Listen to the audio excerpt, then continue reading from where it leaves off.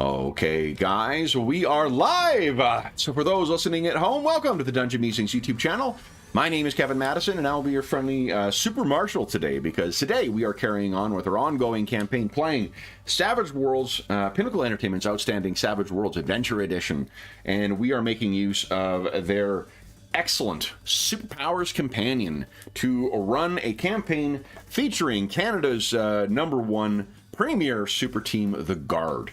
And we are joined by the stars of this campaign, the members of the Guard themselves. I'm going to go in reverse alphabetical order so we can introduce our new member last. First up, we've got Jeffrey. Why don't you tell us who you are and who you're playing?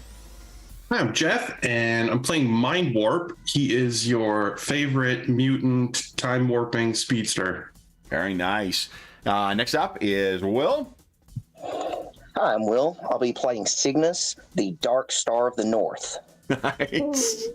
And what kind of character is Cygnus? He's a Iron Man-esque type, except his powers are focused on gravity manipulation and dark matter. He's powered by a black hole. Very nice. I'm sure nothing ill will come from that. No. Next up is Robert. See issue 1. Yeah. I'm Robert. I'm playing Bouclier.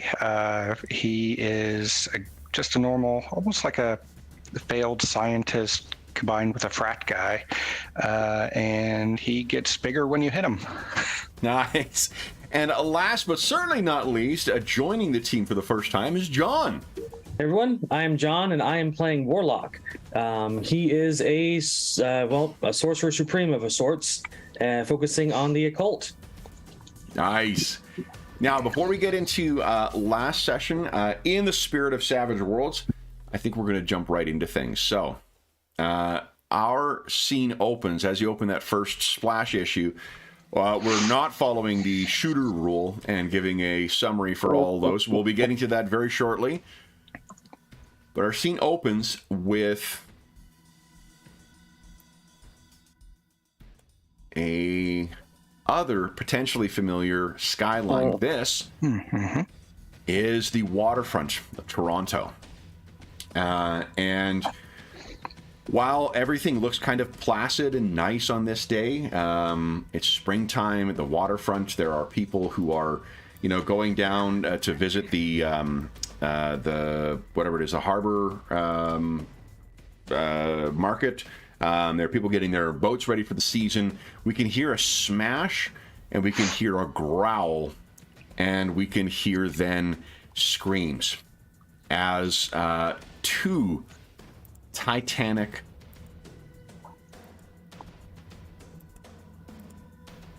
creatures go racing through the crowd,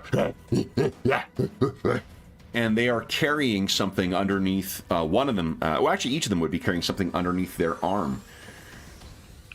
But then above, what we see is something that apparently would really dazzle 1970s audiences, and that is, you will believe that a man can fly. And soaring above, Warlock.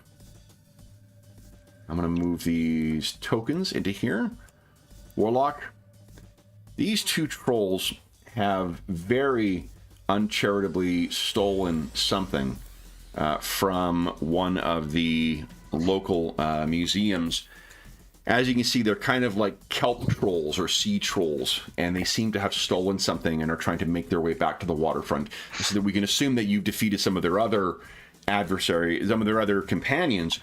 But these are the last two, and they seem to be getting very close to getting away. So, we are going to draw some cards here. Warlock, I don't think, has anything that affects how many cards or what kind of card he gets. Nope. Okay. Ooh. So, do you want to spend any bennies to get new cards? Yeah, we'll go for one. One. You got it. Go. 6 or 6. The luck is not on my side. Always the way it goes. Yeah. He's lucky, but fate's like, nah. All right. So How about then, a shade of red? So we'll assume you're about maybe about 10 inches above these guys. You're probably, if we were looking at this, they are sort of coming through these trees over here, and there's going to be a gangway, or like not a gangway, like a terrace or a courtyard that leads up towards the actual wharf itself. So it's unlikely they're going to get there in this round, but they seem to be getting closer. One of them turns to the other and says something in Old Norse that we don't understand, but the lettering says, "You've got to stop him." And one of them continues running along on their turn. I've got the wrong thing here.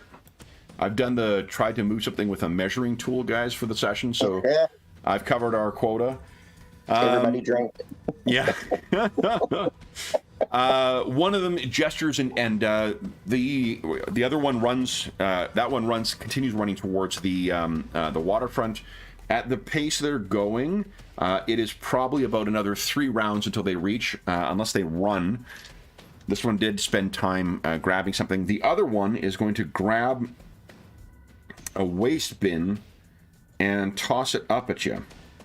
This is an athletics check here. And I'm going to take -4, so I need an 8 to hit you right now. That is not going to do it.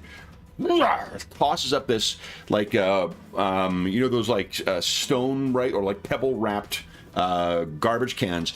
He tosses one of those things up at you, soars past and smashes down. Warlock, you're up. What are you doing? I think I'll take 2 actions this turn. Okay. I'm gonna look down, just see the one running off and the one throwing stuff at me, and a little glyph appears in front of me as I send my will down to the one who's throwing stuff at me and attempt to mind control him. Okay. I'm gonna use my bind will. Nice. Okay, so that is a focus roll opposed by his spirit, I believe. Yes. So let's go ahead and. Yeah, I sat up last. Oh, I missed some spaces in it, but I had all the rules in for all your powers. Yeah. Okay, so let's see here. So it is. Oh, right. So it'll be determined how your focus roll goes, whether they get a penalty to it. Go right ahead. And hold on. Right within 12 inches. Okay, so that's a raise. So -2 because I'm acting. Yeah. I'm acting twice. Okay. Oh, is that including? So that's actually a 6 then. Yeah, so a 6. A 6. Okay, so then did it prompt you for modifiers? It did not. Didn't. I thought I set your character sheet to do that. Hold on. I think it's just set up as a special ability, not a power. That's why. No, but if you clicked on your skill, your focus skill, it should have prompted for modifiers. Oh yeah, no, it did. I just forgot. Oh, okay, perfect. No, I just want to make sure it was doing that. All right, so then a 6, so it's not a raise, so it's just a spirit roll for this troll. Let's see here. I succeeded. You have one more action. Okay. In that case, I'll go ahead and fly forward a bit using my movement for the round, and then attempt to. Yeah, your move without running is 45 when you're flying. Gotcha. So I can get ahead of the other guy, right? Definitely. Yeah. And then is he near foliage? I don't think so, but maybe. Okay. What are you thinking? I think I'm going to try to stun him with a befuddling bolt. Oh, okay, yep. Yeah, so I wouldn't require any of that. Give us a focus roll at -2. -2, got it. Stupid trolls trying to take our stuff. Okay, there you go. Success without a raise. Now, vigor is going to be. You would remember with a troll, vigor is probably going to be a higher stat than the will. Could roll low. Yeah, and you're within 6 inches of him in order to make this, because that's a shorter range. Oh shit! What a spaz! Oh, okay. I won't count that because that's. Yeah. I rolled a 10, but it's a. Trying to do non-lethal stuff right now, but they're not cooperating. They are most assuredly not. Okay, so this thing, and you're trying to ensorcel. What do you think your befuddling bolt looks like? It's kind of like another like symbol just reaches up, but this time it's like screaming like a skull comes out and tries to shout at him loud enough to stun him and like get him to grab his head.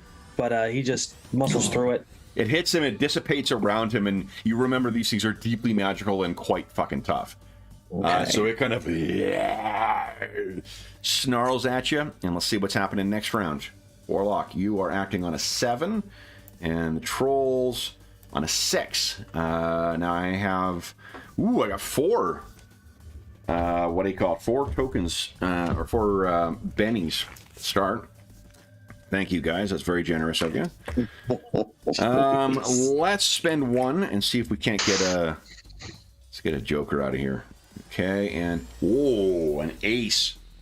Well, I'm not risking that. Go for it. Yeah, can you spend a Benny? No. Okay. Then, oops, I accidentally drew something. I'll get rid of that. Go away. Then, for the one that is chasing you, or the one that is closest to you, that's 6 inches away, I think,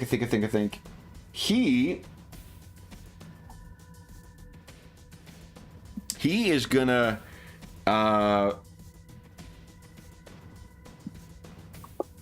what's he gonna do?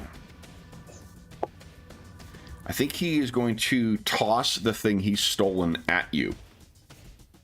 So this will be a shorter range for him now. And he could move closer even. So I'm going to say it is a -1. So I need a 5 to hit you. Ooh. That's a hit with a raise. Okay. Okay. So let's see here. That'll be his strength plus that plus a raise. Okay. Alrighty. What is your toughness? 7. 7. Okay, and we're going to assume that you've got your force field, your whatever it is, the entropy shield up. Okay. Okay, so it's -6 to the damage. All right, so then that is, I got a 12 on you. Yeah, and you said your thing is a 9? Toughness is a 7? Toughness is a 7, right. Right. This is not armor piercing, so we're not reducing your armor whatsoever. Just grab my little cheat sheet thing here. So 7 against 12. So you're shaken with 1 wound. You want to try and choke that? So the force field helped? That did. That reduced. I rolled 18. Okay, gotcha. So it reduced it. We'll try to reduce it. Yeah, so I think a lot of those sustained things like flight would go. Yeah. Mm-hmm. I mean, you're not stunned. Not when you're shaken. Look at that. Beautiful. That is a Benny well spent. All right, so it flies at him, hits the force field, knocks him back like a little bit, and then he just. All right, then the other one is going to try and run. So let's see how far he runs. Okay, so he is 3 away from the water's edge, and they are running in different directions right now. Warlock, what are you doing? Is my Hellfire Blast just a straight attack? No focus point needed? No focus roll? No, yeah, that's a straight attack. That's just your... Okay. I don't have it listed on the power because it's already on your attacks. Okay. Do I know what they stole? You're not quite sure yet. Okay. I think I'll go do 2 actions. I'll try to fly down and grab the thing that was thrown to keep it out of their grasp. It looked like it was quite big, and you're going to have to sort of fly back to go and get it, right? Because the troll's quite strong, so... Okay, well, then I'll just attempt to blast this guy. I just got to get him. So 2 actions, so at -2. Okay. Here we go. That is a hit at range. Go ahead and roll damage. 10 points, eh? Now, fortunately, these things are quite vulnerable to fire. Yes. So I'll give you +4 to damage. So that is 14, but that's still only enough to just shake it. You want to spend a Benny and re-roll damage? Shaking's good. I'll use my second action to go after the other one running. Okay. I'll move closer towards it and blast that one. Okay. I remember in Savage Worlds, you can split your move between your actions, too. Yeah. So you race over, and then... so you're going to blast it again? I'm going to blast the other one running to see if I can shake that one, too, or at least hurt it. Okay. With the Hellfire Blast? Yes. Okay. So that is a hit. Okay. Come on, exploding dice. Come on. Close. So it does shake it, but that is it. All right, next round. Let's see here. Warlock. 5. I think I'm finally getting the hang of 7. It's 8:30. Everyone gets a Benny. Nice. I will spin that immediately for a new card. Okay. Ah, You do take the better of the two, though, so there's that. You want to spend another I will spend Benny? another one. Yes. Nice. There you go. There we go. I'm not spending any bennies on mine, so Warlock, you're up first. What do you want to do? Okay, I think. What is my? Because if you can even get a second shaken result, that normally causes a wound. Then. Yeah, the one that's closest to the water. I'm going to attack it twice and try to take it down. Okay. Sounds good. Now, Benny, that attack. Yes. Okay. I'm going to blow through all my bennies here. -2. That's a hit. Go ahead, roll damage. Come on, explode. 9. That is enough because it's fire to do a second thing. You catch it, and now it's as if it was made of dried seaweed. Completely scorched. And then I will move towards the other one and try to take this one out with my last shot. Please do. Stupid trolls. Oh, and I'm out of bennies. Okay, and this thing. I need to roll to unshake first. Let's see, because I'm not spending a Benny to do it. I don't unshake, it's still staggered. Next round, Warlock, a 2, and a 4. No one's got any, you got no Bennies, so No. he is going to try and unshake again. Let's see here, nope, still didn't unshake. Your turn, what are you doing? So Warlock gets directly above him, flies to about 10 feet 10 above him, and then he just he's gonna shoot twice again. Yeah. But he opens up a massive glyph and he's trying to shove hellfire down on this thing from above so it can't dodge. Nice. Just burn, you stupid troll. That is a hit. Go ahead, roll damage. And there you go. Completely consumed. You see him get a handkerchief out of his shirt and just start dabbing his forehead because that hellfire is hot. Yeah. His skin is starting to turn pink. And what you can see is that there is it seems as if the ashes from each of them have actually fallen in a very specific way. And they have fallen in the runic language of the trolls. Gotcha. Well, is he close enough to read it? Oh yeah, definitely. And because of the vantage, honestly, if you weren't flying directly over it, you might miss what's being seen. Why don't you give us an occult roll?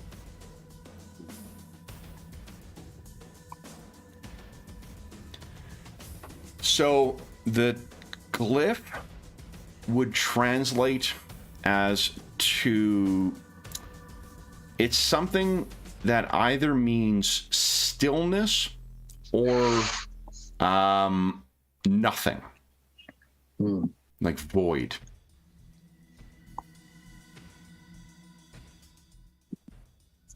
Got to have some connotations to it. Yeah. He reaches in his pocket and pulls out one of those old Polaroid cameras and takes a snap of the two glyphs. Okay. And then puts them back in his pocket. Okay. And he's going to fly over to check to see if the items took any damage. The crate of the one most definitely did. The other one dropped seemingly without breaking the crate open, but the first one that was thrown, it is busted open, and what has spilled out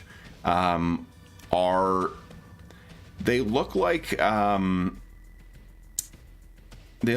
runic stones of some kind, almost like small versions of standing stones or mynheers. You can give us an occult roll again if you see if you know. It's a raise. So these are it's something that is used by more powerful Nordic occultists. These are sometimes called gateway stones because they can be used to traverse allegedly to access the Bifrost Bridge and traverse the 9 worlds. Dangerous for trolls to get their hands on. There's also more. These aren't the kind of things you could just plunk with a raise. These aren't things you can just plunk in the ground and make use of them. They are very site-specific. They're very whatever. Either it is a very careless and ignorant archaeologist who took these things away from their original location, not knowing what they're doing, or an intentional bit of vandalism to prevent further access to the use of those stones. Gotcha. He'll whip out his little Polaroid camera again and take a few snaps of the ruins so we can research it later to see if he can find out where these go. Yeah, and I actually don't know if it's I imagine it's the Toronto City Police that are showing up, not the Ontario Provincial Police. But they're beginning to show up too, so things seem to be well in hand here. Yeah, he'll start lifting up into the air because his flight is based on wind magic, so it's the wind actually buffets him up. Yeah. And he'll take off towards the museum. So you're taking off, and you just feel there's a feeling that you get sometimes when there are eyes on you, and you have that feeling once again right now, and you think you actually might recognize it too. Looking around, you can see standing atop a building nearby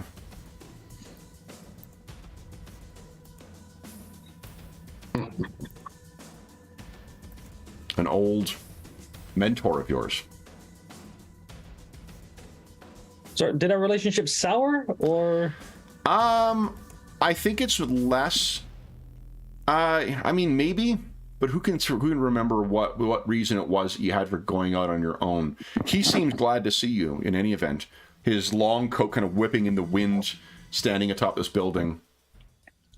Well, I think a brief hello wouldn't hurt. Okay. We'll kind of shift the wind over and glide down to land next to him. Sure. So as I think we leave your scene as you are heading back there, and that is when we turn our page to our shooter summary.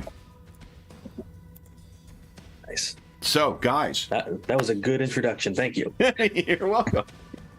What happened last time?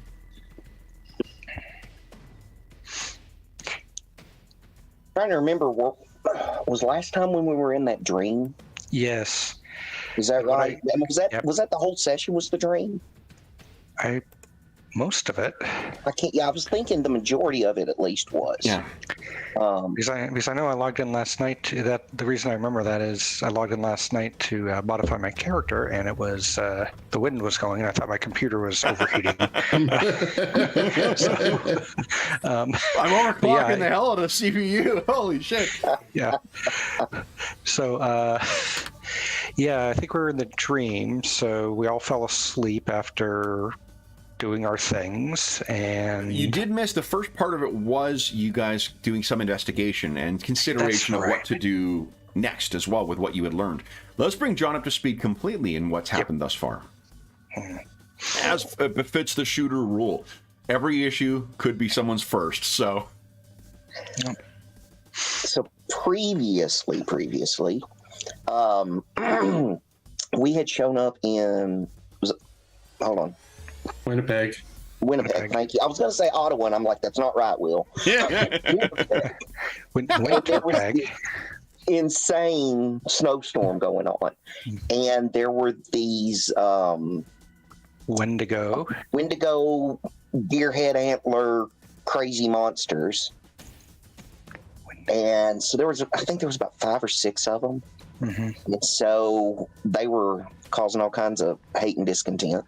So we defeated them, and then we moved further in, and there were, I think it was 3 frost giants and 2 beastmen, or 3 beastmen, 2 or 3. And they were out front of the museum there. And so we fought them and defeated them. And then we thought, okay, we're done, but no.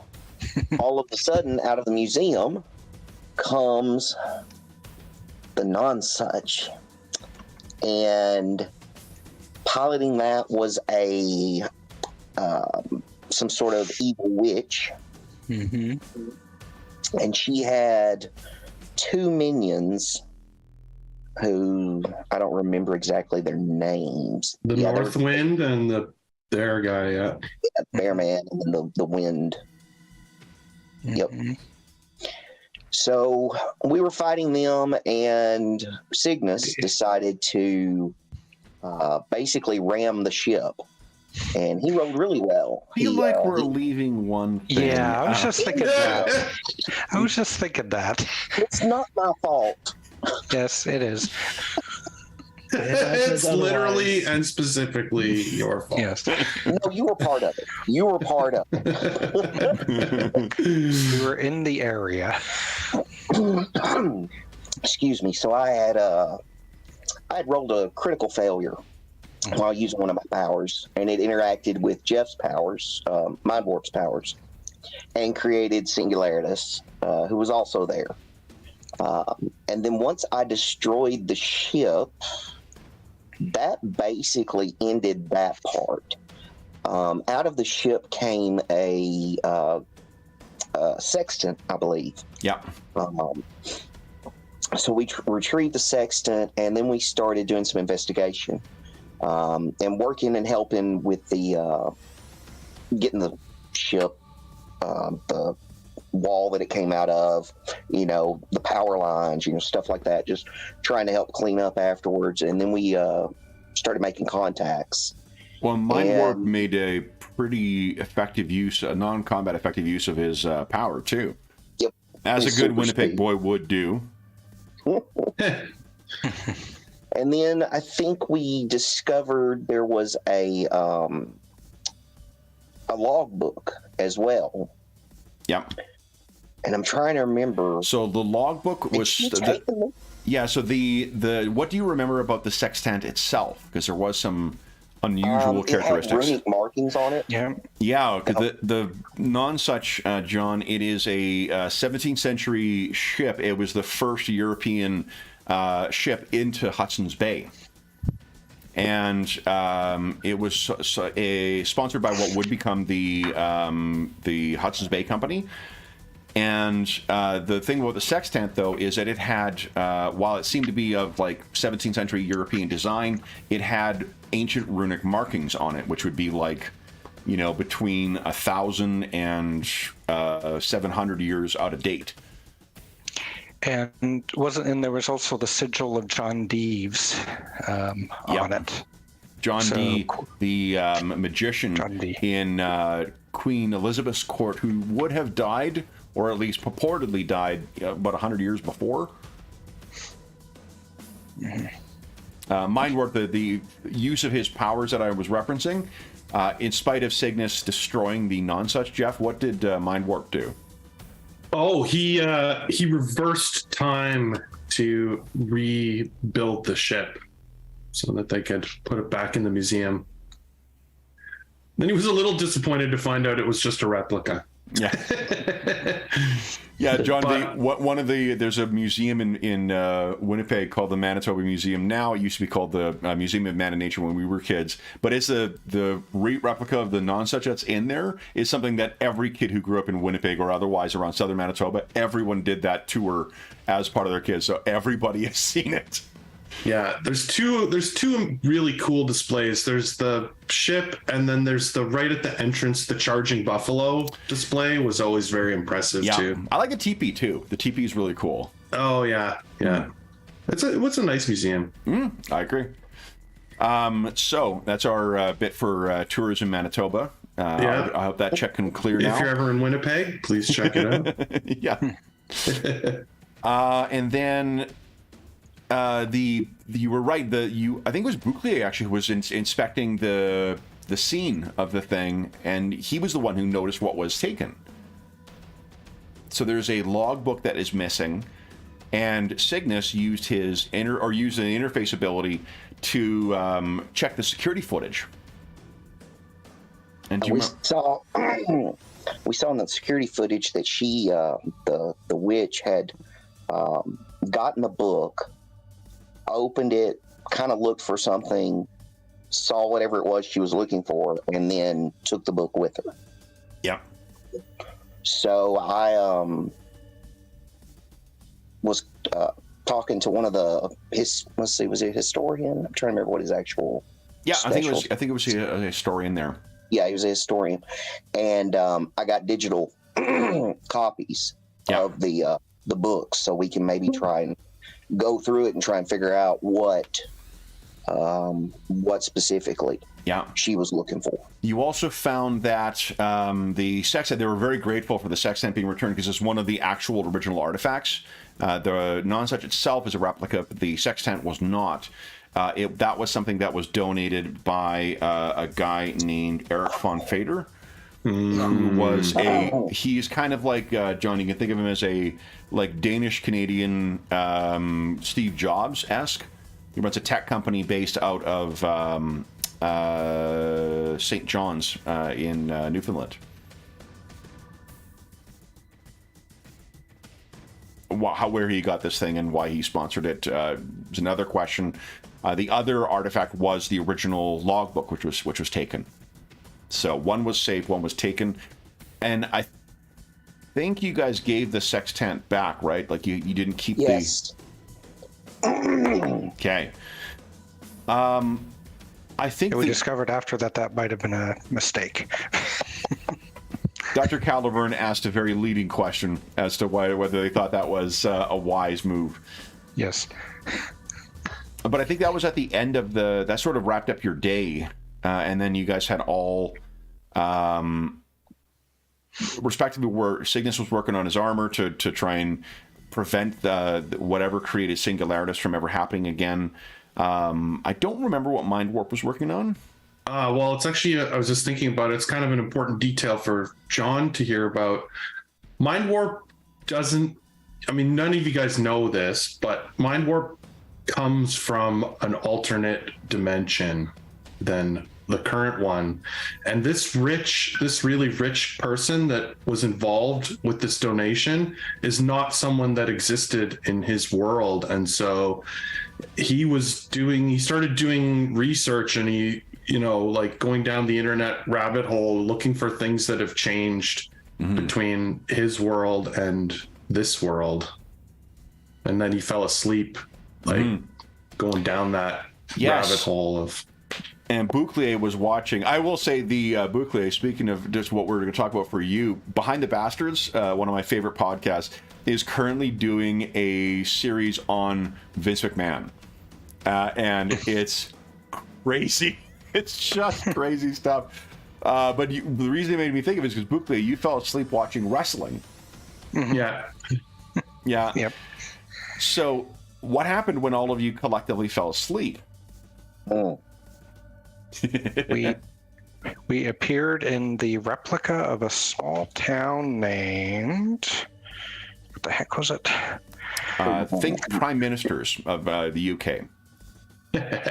Think Prime Minister. Yeah, I'm not going to recognize that. Churchill. Can you recognize any? Can you name you got Churchill. it. Yep. Yeah, I'd say you could probably name one. Yeah. Yep. I was thinking Thatcher. Nah. Yeah, I know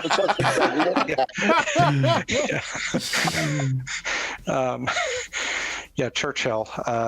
And it was at night, and we were in a small. We started off in a small room where our powers seemed to still be active, but as soon as we went outside, they weren't, and we heard the howling of Wendigos. But at that time, it didn't affect us with their fear, with the fear effect. Yeah. And we were looking for.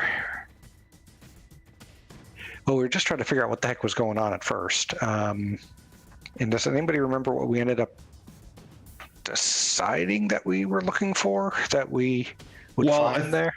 I think that I rolled really high on unskilled knowledge roll or something, and I remembered reading something that Caliburn had gave us, and it explained that the Wendigos attacked your mind at night and tire you out, like it was a tactic that they used to on their foes. So it's like mind warfare, basically. Yes. So we believed we were in some kind of a place created by them to attack us while we sleep, to tire us out for killing us in the daytime, basically. But we also ended up thinking that there was a reason why they were in Churchill. That became important. So Churchill is on the shores of Hudson's Bay. Okay, and that's where well. And one of the reasons the I saw that, you guys cleverly noticed that there was like the level of detail in the dream for specifics of like half-drunk coffee or meals that were on the go or televisions that were left on. Like there were specific details suggesting this is a reflection of something, of some actual place, as opposed to a creation, a phantasm in the mind. Yeah. And of course, Hudson's Bay would be where the no such would have come through. It would have. Yeah. And then we did it. Somebody rolled horribly, and yes, it may have been me. You guys did find that you stumbled across a pack of 100 of the Wendigo, who all turned at you, screamed, and you guys all jerked awake. And while Cygnus has managed to shake it off, Mind Warp and Buckley are both fatigued currently. Yes. So, I think what we're picking up is back at Raven's Crag, the headquarters for the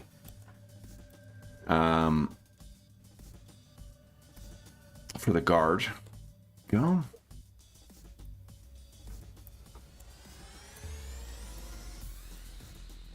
Tell us a bit about what the morning afterwards is like, and how soon is it before you guys start comparing notes to realize you were all in the same dream together?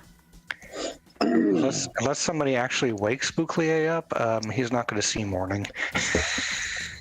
Well, no, like when you guys, because you were trying to pull yourself out of the dream, so you did definitely wake up, and your level of fatigue, you just have a feeling as soon as you close your eyes, you're going to be back in that. Oh, that's right. Okay. With hundreds of Wendigo ready to do whatever they're going to do.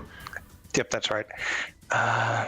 One thing I'll remind Bouclier too, when those things seem to hit with a kind of energy that you could not absorb. Nope. Cold. Very cold. Mm-hmm. Yeah. Don't like it. He wakes up and the first thing he says is, "I think we need to move our base to Florida." Well, you're alone, right? Like you're sitting watching wrestling, right? Yeah, true. Oh, so what do we do when we wake up? Well, so he mutters that to himself.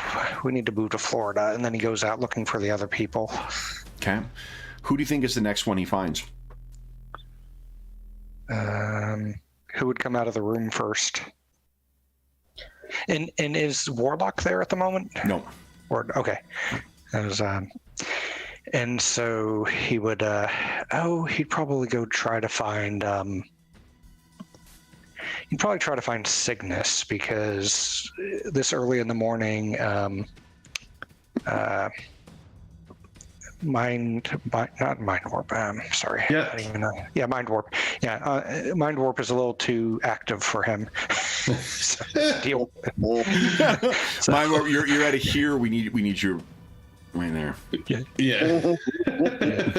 He's definitely a morning person. He's probably had 3 cups of coffee. Yeah. Okay. Oh my god. Oh, only 3? So when Bouclier walks into the lab where Cygnus had fallen asleep, what does he find there? I'm gonna let Cygnus. Yeah, look at you.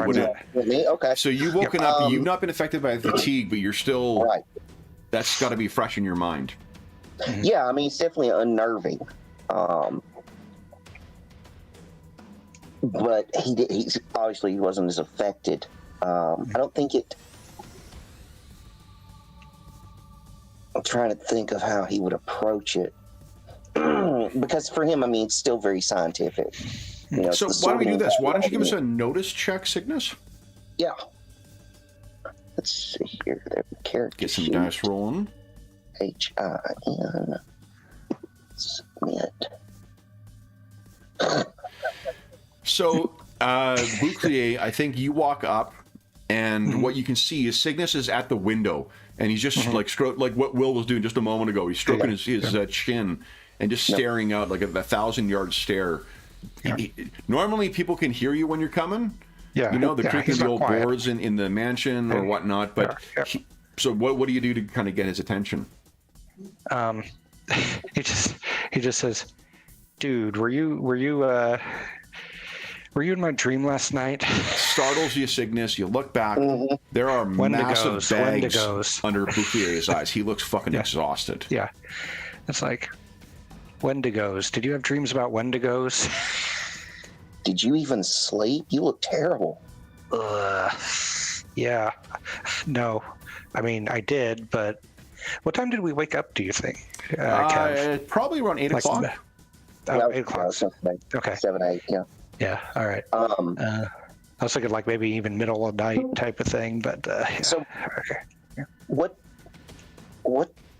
exactly happened in this dream? We were in some random town, and he's trying to remember, like, how clear is it in his head? Is it like a regular dream, or would he remember everything? No, this is like, unfortunately, this is not the kind of thing that fades the way that a dream does. This thing is more like an event you actually experienced from the day before. Okay, yep. So he says, we were in Churchill, and Wendigos were everywhere, and it's fucking cold. The same dream. Mind Warp, give us a notice check, please. Notice. Okay.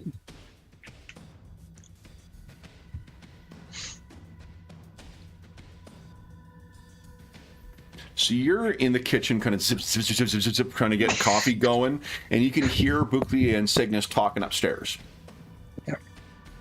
Okay. Yeah. I think this he goes to the closet. He's actually going to get some like heavier jackets out or whatever, and he's going to come into like Cygnus's lab or whatever. Yeah. Wherever they're talking. He's like, "Did I hear you guys talking about Churchill? We're going, right?" And he sort of hands them these coats. Cygnus, you can sell like Mind Warp likewise, like giant bags under his eyes. He looks like he doesn't sleep at all. Yeah.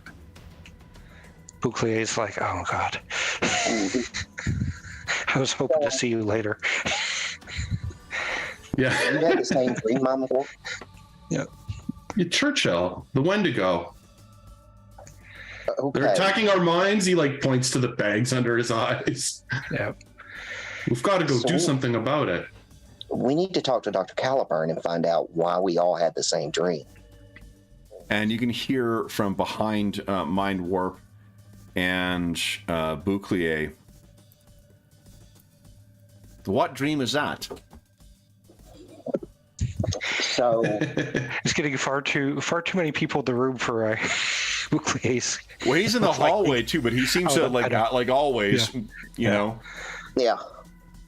So I tell him about this dream and that we all had it. Yeah. And, what does he think that means? Okay. So he thinks things over, and he says that everyone should get their breakfast. He may know an expert in the area who may be more assistance.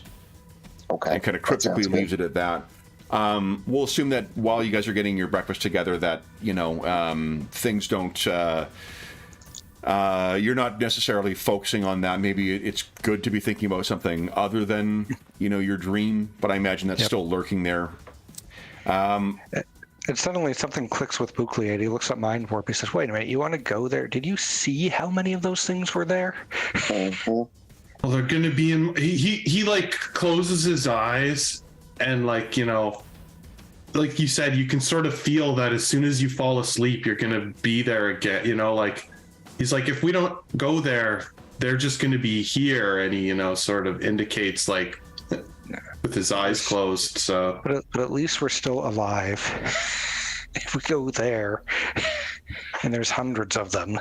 And then I think like Mind Warp like launches into the like science of like getting no sleep and how after like 2 days it makes you crazy and Clear's 5 like, days you're basically dead. Yeah. And as he's going along, I imagine you're getting like you're talking faster and faster and faster. Yeah. Yeah, totally. So it's after you guys have settled down, you're having your breakfast, and you're sort of spread across the kitchen. Someone's sitting at the table, someone's sitting at the, eating at the bar. Mind Warp, I imagine, ate quite quickly, so he's just sitting nursing his like 7th cup of coffee.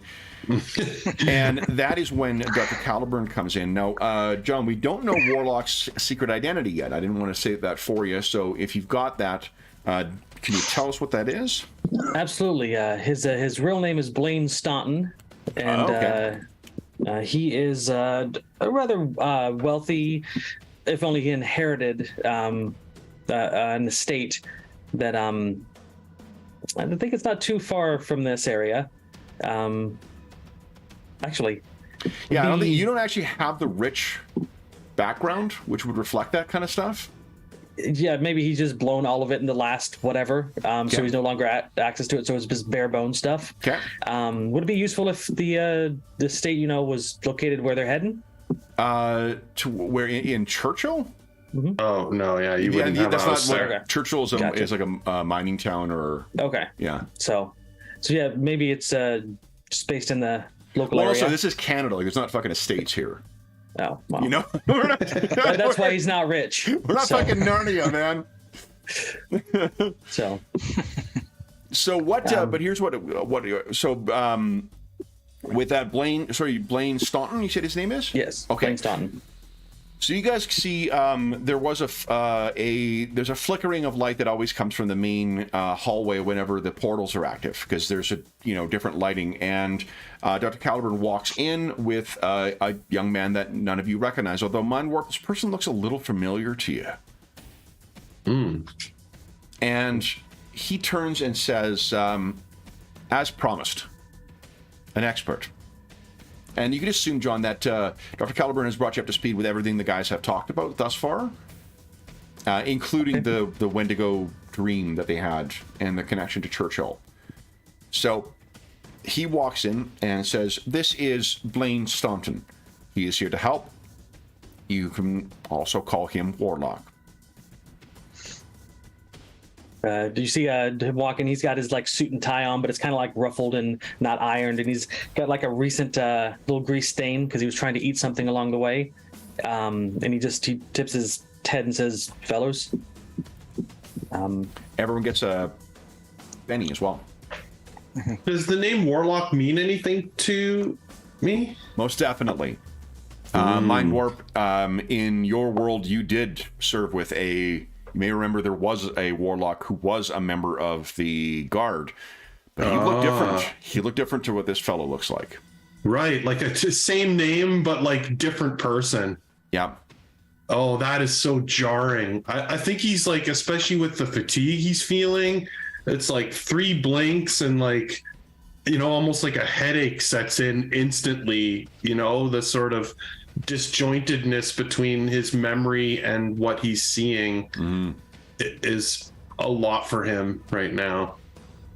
So Mind Warp seems to actually stagger back and sit down at the table where probably Bouclier is eating. Yeah. Bouclier looks up and goes, "Hi." Warlock takes in the large framed man. Is like, wow. Actually, he's not that big right now. Okay.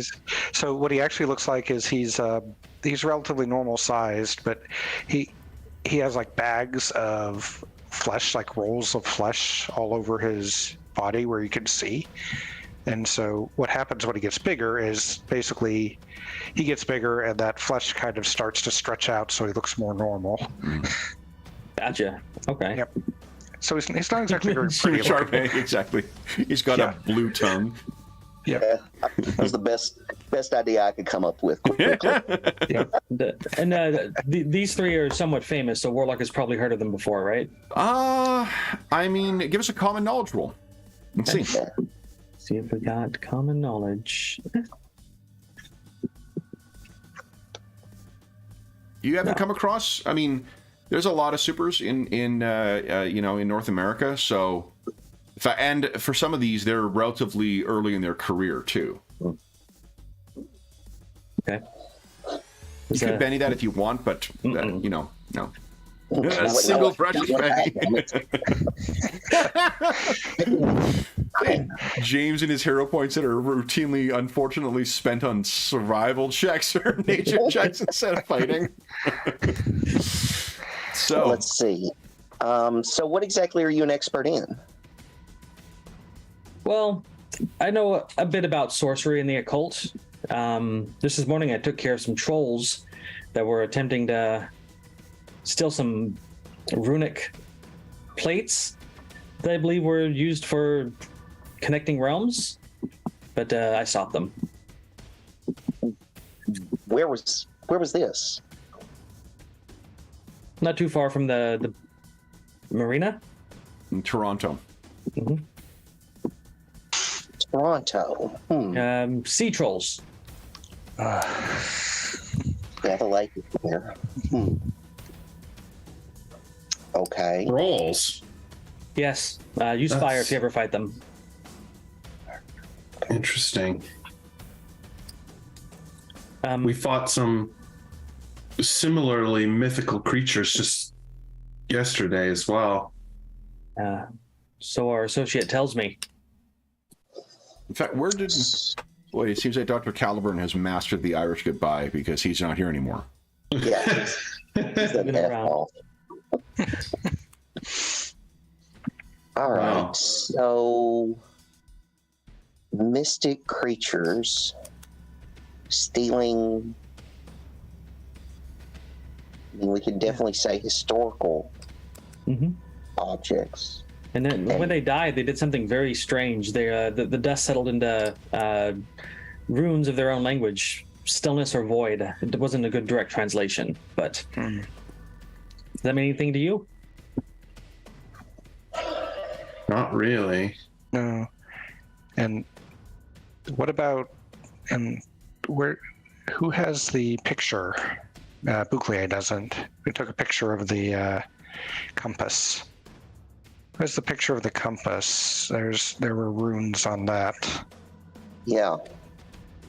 And like I said, the creatures we fought for sure, those frost giants are Nordic and Nordic. And the Wendigo, I guess they're mythological. I don't know how exactly you would classify that. That'd be Inuit, so Arctic as well. Yeah. So there's a lot of mythology and a lot of history.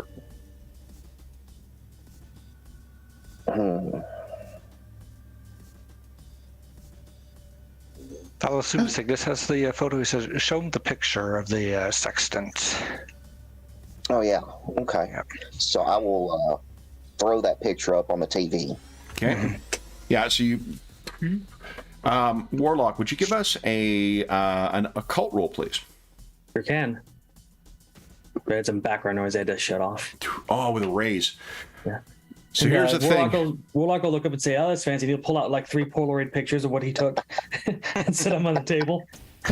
So it's interesting there, now that you're seeing this for the first time, a couple things that you notice. For one, everything I said about John D is absolutely what you would know as well. The other thing is, though this thing, a sextant, is designed as a navigation device, obviously. This thing is with the Nordic runes that are carved into it, though. Warlock, you would know this is something that would... there are similar runes on that as there are on the stones that you saw this morning. Similar devices to traverse different worlds, or at least to find ways to access the bridge between them, the Bifrost. Bifrost is something that only appears in Norse myths, but you actually know a little something about how the myths over time can intersect. And in a world where superheroes, and John, you may have heard us say this before, but like the conceit for this world, we're not going to create a series Bible and like detail everything. But what you can assume anything that appears in any major publication of a comic book is something that exists in our world in some kind of cognate, but they appear at the time they were published. So we'll have a Superman cognate, but they would have appeared in 1938, I think. There's a Batman cognate, would have been 1939, first appeared. There would have been a Son of Batman that appeared in the early 2000s, but kind of a Damian Wayne type thing. All those kind of things would exist in our world. They're going to, but with our own kind of spin and with the history of having aged in real time with them. Just so to get anything you can see in a DC or a Marvel comic is probably there's a version of it here. Okay. One of those things is the existence of gods, and the thing is that just like how gods and religions can change over time, like seeing the Buddhist Hercules, or seeing the in northern India, you've got representations of Hellenic gods. They can actually change and interconnect over time just outside of the view of mankind. So a useful tool like the Bifrost, other gods may adopt or make use of because it exists in the supernatural realm. What you also know, this thing, as a creation of John Dee, this was a very intentional creation, and it seems to be looking for a very specific thing. The other thing you ask, I think in passing, is like, or maybe what you see is a watermark on one of the photos that makes reference to this being property of Eric Von Fader. And that tweaks your interest because you know something about him with that raise that the wider public does not. Von Fader is in the neighborhood of around 1,500 years old. He is a Viking cursed by Odin with eternal life. Like it's got to be like the young version, not the increasingly old until you're a raisin version, right? He's very young, like Okay. Horn Fader in this would have as much of a presence in the public consciousness as what, not quite to the degree of popularity, but something akin to Steve Jobs. Okay. Like his devices and his technology and his sort of company has a very, very significant presence. And his, you've always known that the markings, the Horn Fader kind of markings on his thing is actually a runic symbol. Okay. I don't hold any of that back from the group. I'm like, yeah, this is what I know. The sextant, maybe it leads to a specific thin place where you can transverse realms, and then maybe that ties into the runes they were stealing. Maybe they're trying to open it. If when you say they, who do you mean? Who do you mean they? Whoever was controlling the trolls, and I'm guessing behind the manifestations behind their dreams. If this device was donated by Horn Fader, what do you think that means as far as his connection to it is concerned? Horn Fader would have been alive for sure when this was created. I'm of two minds. Maybe he's completely innocent in the endeavor and just sought to get rid of it, or he knew something was coming after it and he wanted to get out of his hands so he wasn't in danger. Maybe we should ask him more. I'm beginning to think possibly investigating him is not a bad idea. Yeah. It's gonna be. We can't just walk up and point fingers. He is quite powerful as far as fame goes. Yeah. Also, one other element, and we do have a copy of it, is the logbook from the No Such that the witch seemed to be very interested in. But as far as we can tell, or as far as we were told, nobody at the museum found anything like supernatural in it. So it's unclear why she was looking at it, unless just attempting to follow the path that it set out. Warlock would know that historians would not have the same skill set that magicians or mystics would. So if there is something mystic in there, they may not know. Okay. Well, then. I mean, Since I we have know a you guys copy- are all really great at occult, but Yeah. Yeah. Yes. Uh, Yeah. So he passes along the. I don't know how we got it. How we got the copy exactly. But, Cygnus did. Cygnus did. Yeah, Okay. it was emailed to So him. he looks at Cygnus again and says, "Give him the logbook." Is this like the actual logbook, or is it like a copy of the No. logbook? It's a copy. No, we don't. She's got the actual book, Hmm. but they had scanned the document, so I've got a PDF of the entire document. What And might have symbols in the corners that I could look at? Warlock, Okay. does it concern you at all that they don't have the sextant? They left it with the museum. Well, after the trolls had just raided a museum, it does concern me. Yeah. Quite a lot. So you're all kind of looking at one another. Well, they couldn't have known, so I'm not going to get upset about it. Perhaps we should temporarily take ownership of the sextant until this issue is resolved. That way, innocents aren't in the way if something comes looking for it. That is something else you guys were considering. The Hudson's Bay Archive is in Winnipeg as well, and you were going to be looking further That's into right. that right. information I forgot about the history of the Hudson's Bay Company. Mm-hmm. The Warlock will thumb through the journal to see if anything catches his eye. Okay, so if you how much? If you're going to take time to look through it, that's going to be at least like an hour of time. Are you comfortable with that? And unless they stop me.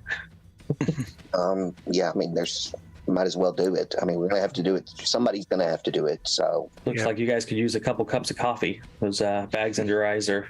Yeah, Cygnus About doesn't look too bad, 6. but yeah, Mind Warp and Bouclier look like death warmed over.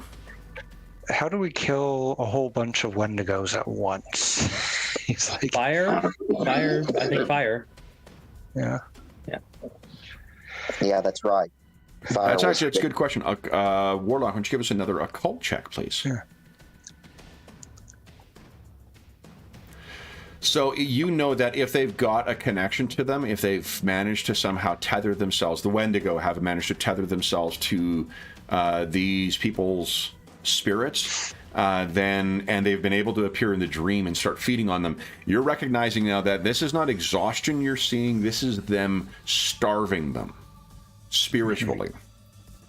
Because this is what the path, and I'll leave it to you to decide how or if you want to tell them, but the Wendigo is not a creature that is natural or created. It is something that other creatures evolve into or are cursed into. One of the ways is starving and consuming human flesh or living or sentient flesh at least. Another way is having your spirit fully consumed by a Wendigo, which will leave you a creature of cannibalism and hunger. What you're seeing with Mind Warp and Bouclier are early stages of that transformation. Yeah, we need to get to Churchill and deal with this. Well, Warlock won't spare them the news. He's sort of blunt and to the point. And he'll tell them straight up that Wendigo's may be draining your spiritual energy. One thing you can do, knowing that it's there, like if they did not have access to a magician, then like that would be a problem. You, through your super sorcery, you can likely invoke some kind of warding magic to sever the connection, especially with the incantations in Ravenscrag. They sleep here. Tonight, you should be able to take care of that. Yeah. And I'll let him know. I'll need some time to prepare. But we should be able to get you a good night's rest. Yeah. Trouble is when you encounter them again, they can tether themselves. And if they're tethered to anybody else, Wendigo normally are creatures of the wastes and creatures of isolation. If you describe 100 of them up there, that's very, very weird, Warlock. That's a very unusual thing. It's also troubling because if there's that many of them that can be tethered, any person who they interacted with in Winnipeg could potentially be someone they're feeding on potentially more Wendigo. We have a supernatural infectious disease going on. Great. So, if you're going to take the hour to study, why don't you give us a research check there, Warlock? I think you've got research. I do, yes. Yeah, great. You gave me the greatest powers. Great. All right, so looking through there, it's curious if you have. I think you're going to need an academics roll to be able to sort out this stuff. Remember in that other room there were those big the study that you guys were in Ravenscrag. There was those big atlases you were looking at. You could, if Warlock has access to those, it seems like he could probably track where these things are. It appears as if they were looking for something in particular. Oh. There's also reference in here, Warlock, to what they called the Scandinavian. There's a Scandinavian who traveled. Hudson's Bay, the Hudson's Bay Company would at that time typically employ British sailors, or English sailors, more to the point. But it appears as if there was someone else on board, a Scandinavian, as they refer to it. And from the context in the journal, it suggests that they may have been following his direction. Oh. And when if you take these things after that hour, if you take that to the map and kind of look at things, it seems as if there's one specific area where the non-such in particular was spent some time, and not like harboring through winter, but spent some time apparently at the request of this Scandinavian. Okay. Why don't you give us an academics check? Let's see if you can track down where that is. Dot. Yep. That's curious. I'm not sure that Warlock was necessarily aware that there is a town in, what do you call it? In Manitoba, called Bifrost. Nope. He does not know that. It is not on Hudson's Bay, but it is in the second largest body of water in the area.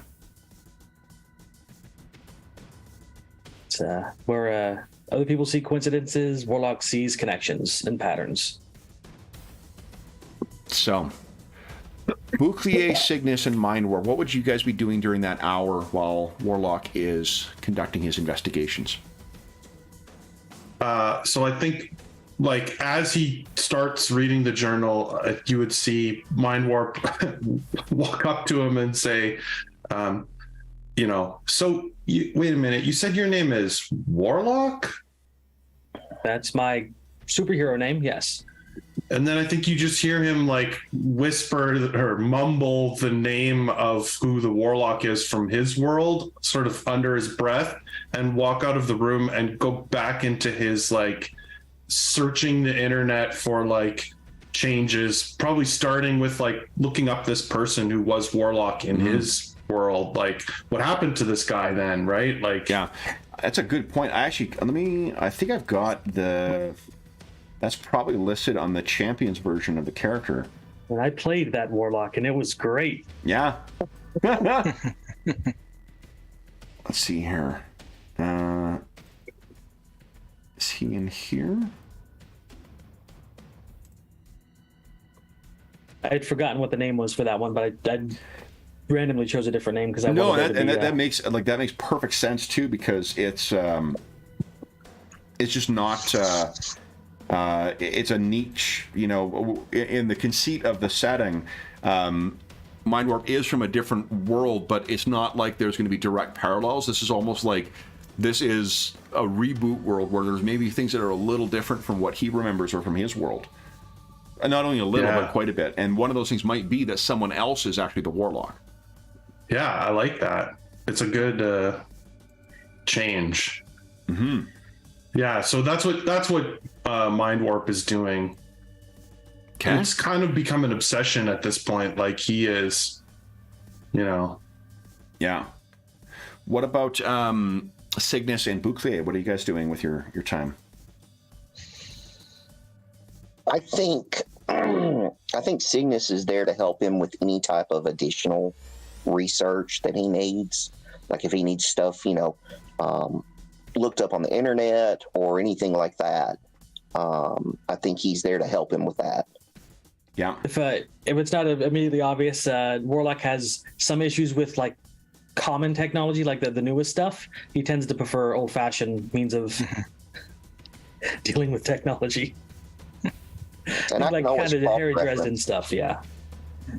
You know, if you found something, I can say, okay, well, where else do we find this? So I can help with cross-referencing.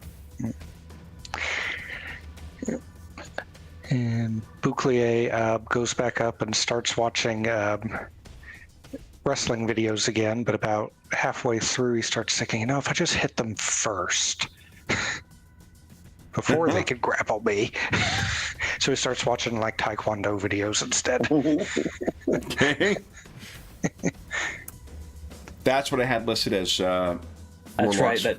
Yeah. So that's what you so I'm remember. probably like Googling this person and like, you that know. person exists in this world. yeah. So, So I'm probably like reading about their life and stuff because Yeah. this is someone I know. and Cygnus? It'd be interesting if like Reynolds was a childhood friend of Blaine's, and they just deviated in different directions around teenage years. Cygnus, what are you doing during that hour?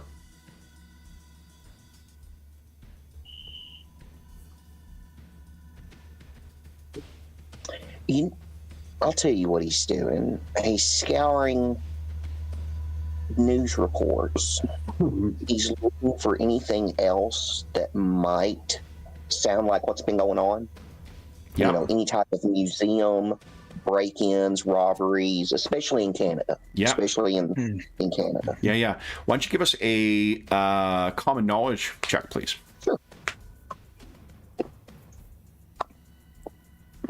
Submit. Okay. So what? It's funny you say that because there appears to have been break-ins at least 2 other museums of definitely an unusual nature. And one of the news articles you read makes reference to similar thefts or similar issues in one in Denmark, one in Sweden, and one in Russia. Wow.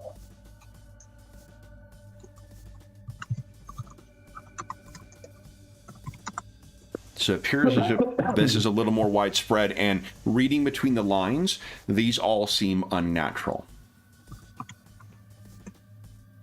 There's some element of supernatural to it, but the ones in Canada are, and the ones in, the one in Sweden, I think quite happily attributes it to trolls. Because they're more, or at least they're more willing to attribute it to being trolls that are involved. In Canada, it's more couched in the kind of like the supernatural or superhuman, thefts, but they are very different. Like one, there was evidence of something that could create cold and manipulate ice and whatnot. Another one is just a massive, like it's like a superhumanly strong thing broke in and stole something. Interesting. You would have the names of the museums as well. So if you wanted to follow up with any of those, you certainly could. Yeah, definitely. Let's do that. Okay. So we are already at our mid-session break. So why don't we, first off, everyone get a Benny. And then why don't we take our mid-session break and we'll come back and hear what you guys are going to do next. So for those listening at home, you turn your page and you'll be seeing our commercial for Saturday Morning Cartoons. We'll be back momentarily.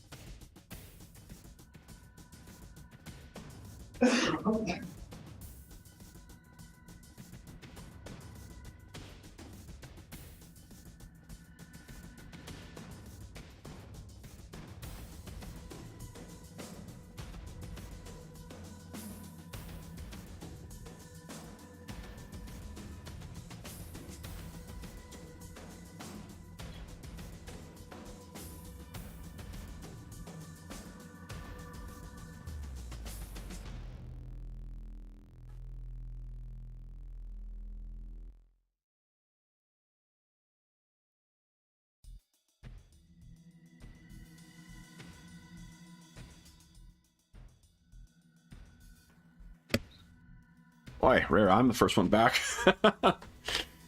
Alrighty. I hope everyone at home is having a terrific start to their weekend. If you're in, I think it is not just North America, I think it's all Commonwealth countries have a long weekend this weekend, so I hope you're having a great long weekend. Jeffrey, what's going on? Well, everything, Kevin. My life is very busy now that I'm back at work. I gotta squeeze every little thing in everywhere. I know that feeling well. Oh, yeah. Oh my gosh. We finally had the forest fires. They're a little better, or forest fires, the wildfires are a little better the last 2 days. So I can actually have the windows open again. But Oh, that's good. Yeah. oh my gosh. Our smoke went away here, too. It was only one day, luckily for us. Yeah. Yeah, I think those just from the time, like the one day that we had, like I can't imagine how bad it's got to be for the folks in Edmonton or like north of Red Deer. Yeah. Yeah. Totally. Okay. So. You guys got a lot of bennies there. Let's try and do something to get you to get rid of some of those. Can't imagine what I would do, but... Oh, and I actually forgot to add my last penny. I'm actually at 6 already. I'm ready to blow them. There we go. Excellent. Yeah. I feel like I'm going to be Benny Light this session because I solo fight. Still with trolls. That's okay. I'll do some Betty spending for you to make you...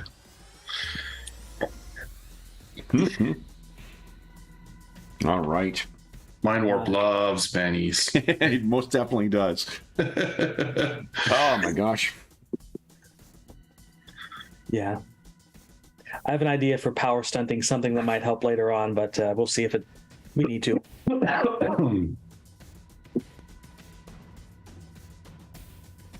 Yeah. Well, you telling us that you can do something about the sleep is like huge relief to Mind Warp too, because he thought we'd have to just go to Churchill and fight these things before we could even carry on with anything else. Yeah. It was too imminent of a danger to just, ignore that situation.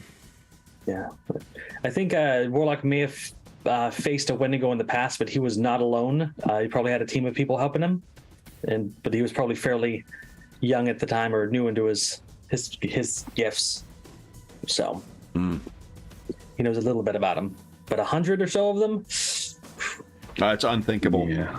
And it's just anathema to what those creatures are as well.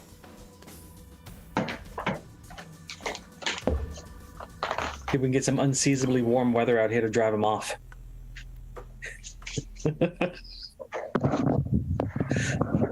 Okay. So we're just waiting for Will to get back, and then we will jump back in.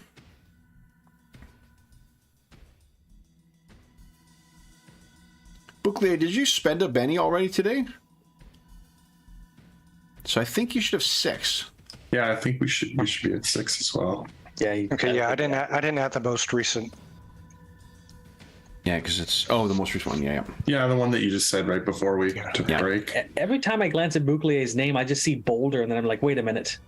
It's not far off of the definition. It's mountain, isn't it? Shield, actually. Shield, But, okay. like buckler, I think is Montaigne probably is mountain. Yeah. It's a little. I think an anime is the boulder has no, it's from Avatar. The boulder has reservations about fighting a little girl, and then she taunts him and says, "Boulder no longer has." The Bender wrestler, I forgot. Yeah. No longer feeling conflicted. Yeah. Oh man, I can't remember. I think there's an actual wrestler who did his voice in it too. While we're waiting for Will, I'm just gonna check. Satisfy my curiosity. I've not watched all the Avatar stuff, just a little bit. Yeah, but Mick Foley. Mick Foley did the Boulder voice as if it was, I think, Macho Man or like the Ultimate Warrior. Oh, no way. Yeah. That's It's really awesome. fun. Like he talks, or like The Rock, I guess, as well, because he talks about himself in the third person all the time. That's cool. Yeah, it's really fun. That whole series is pretty good. It's I've only watched it through once, but I enjoyed it. I didn't get it. Legend of Korra was really good too. I just kind of I dropped out of it, and then to get back into the series for the long haul is just a pain. I haven't done it yet. Huge time investment. Yeah. There's a lot. You already invest so much time in these games. I'm like, how do you do it? Sleep is highly overrated. All right. So Yeah, while Kevin's never been big on sleep. no. The naps. With what do you call it? But you haven't turned into a Wendigo. My sleep's Why do you think they pretty keep good. showing up in our game? So you fight a Wendy Hulk. I was looking forward to that. Yeah, that was a pretty scary ending to that Alpha Flight one shot. Okay, so everyone's back then, guys. What I can tell you is that at the end of this hour, so Warlock, you can picture you're in the other room. You've, excuse me, you've tracked down that reference to a place away from Hudson's Bay as well. And in fact, you know what? I'm gonna check. Let's see how far away it is. Let's see here. Churchill to Bifrost. There we go. Maps. No route found. You're screwed. Like, is it on the northern side of like Lake Winnipeg or what? I think so. From where Bifrost is? Yeah. Let me double check here. Yeah, I'm fairly certain Bifrost, Manitoba. Here we go. Manitoba. I believe it's Like all the way north of Gimli, basically. Yeah, it's on the western shore of Lake Winnipeg.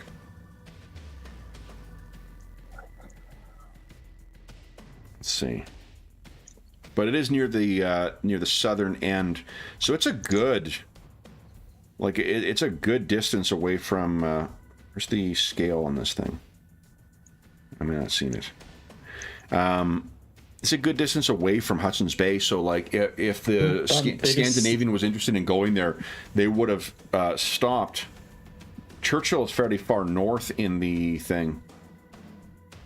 About 75 kilometers from Winnipeg. Yeah. So like this is a map of Manitoba. Winnipeg is down there. The U.S. border is a little further south. That's where Bifrost is, and Lake Winnipeg. And then up here is around where Churchill is on, that's Hudson's Bay right there. So that's a pretty substantial hike into the wilderness to try and find a specific place in the 17th century. The fur trade would have been going on at that point, but it was French trappers and hunters called coureurs de bois who would have been going into the region there. It's not like it was extremely well mapped. It was a bunch of First Nations tribes and confederations and whatnot that would have been in that region who would have been controlling that. So curious, definitely, that someone would go there. And Bifrost itself, the town in Manitoba, that wasn't founded until I think like late 19th century. So you're talking 200 or 300 year difference, 200 year difference between when it was found. So Bifrost was incorporated in 1907.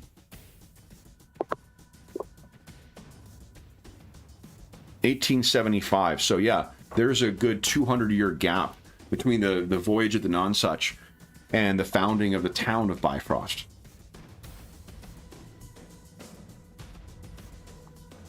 So, having discovered that, however, sickness, you realize that as you're doing your searches, oh shit, there's an email has come in from someone at the Manitoba Museum based on the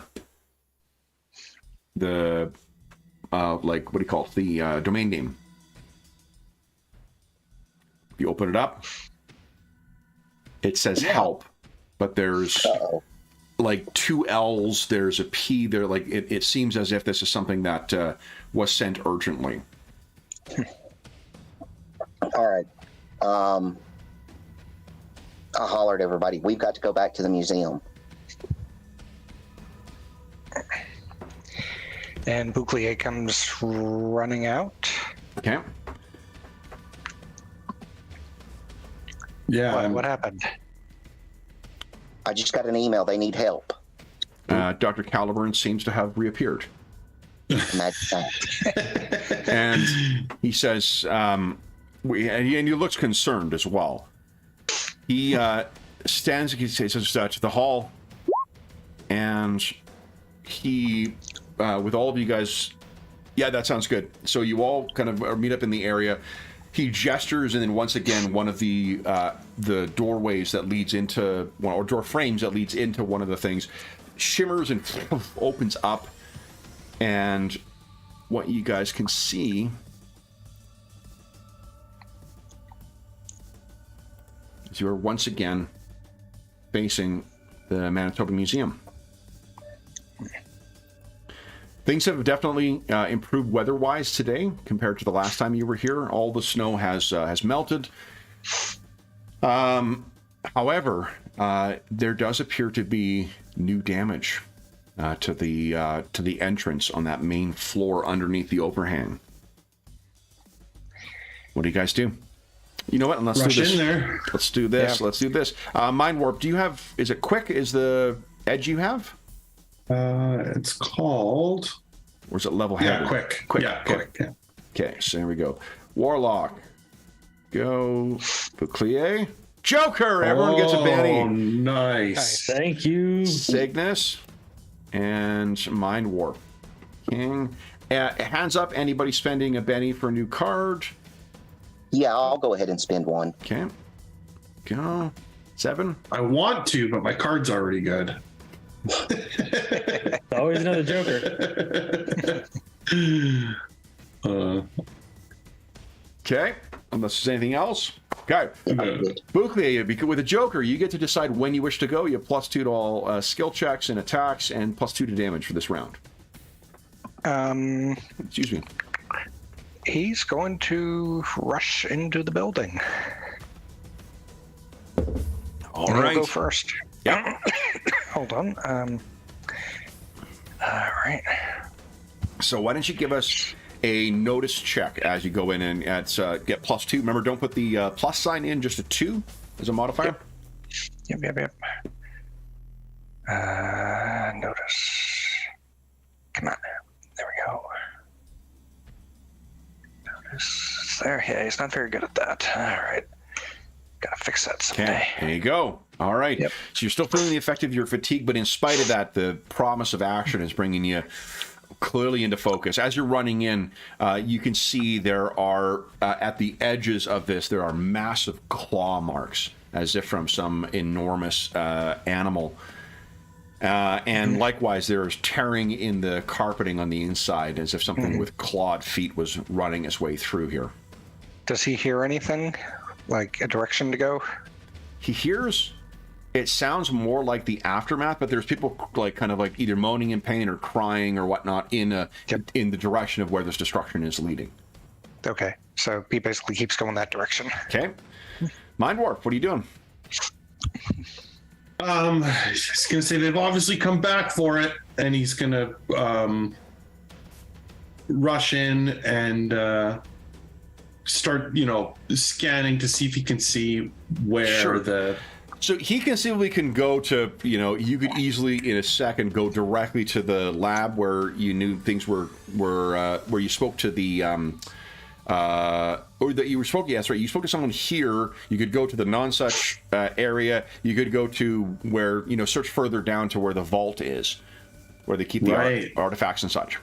Yeah. Okay, I'll do that. Okay. Why don't you give us a notice check, please? Here we go. There it is. Okay.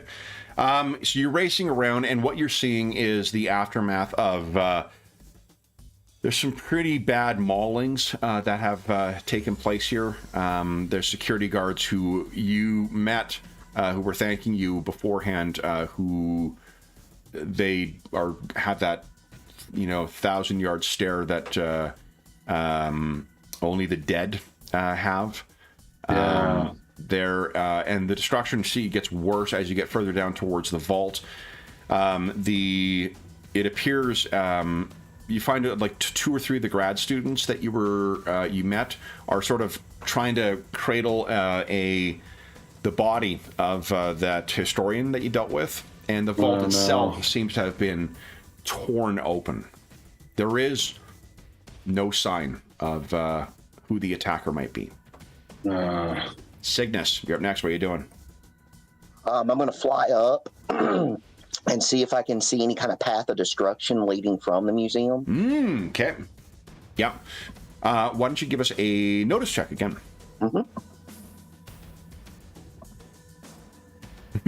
We're actually playing noticeable worlds today. Yes. So, that's a great one. So you get yourself up into position.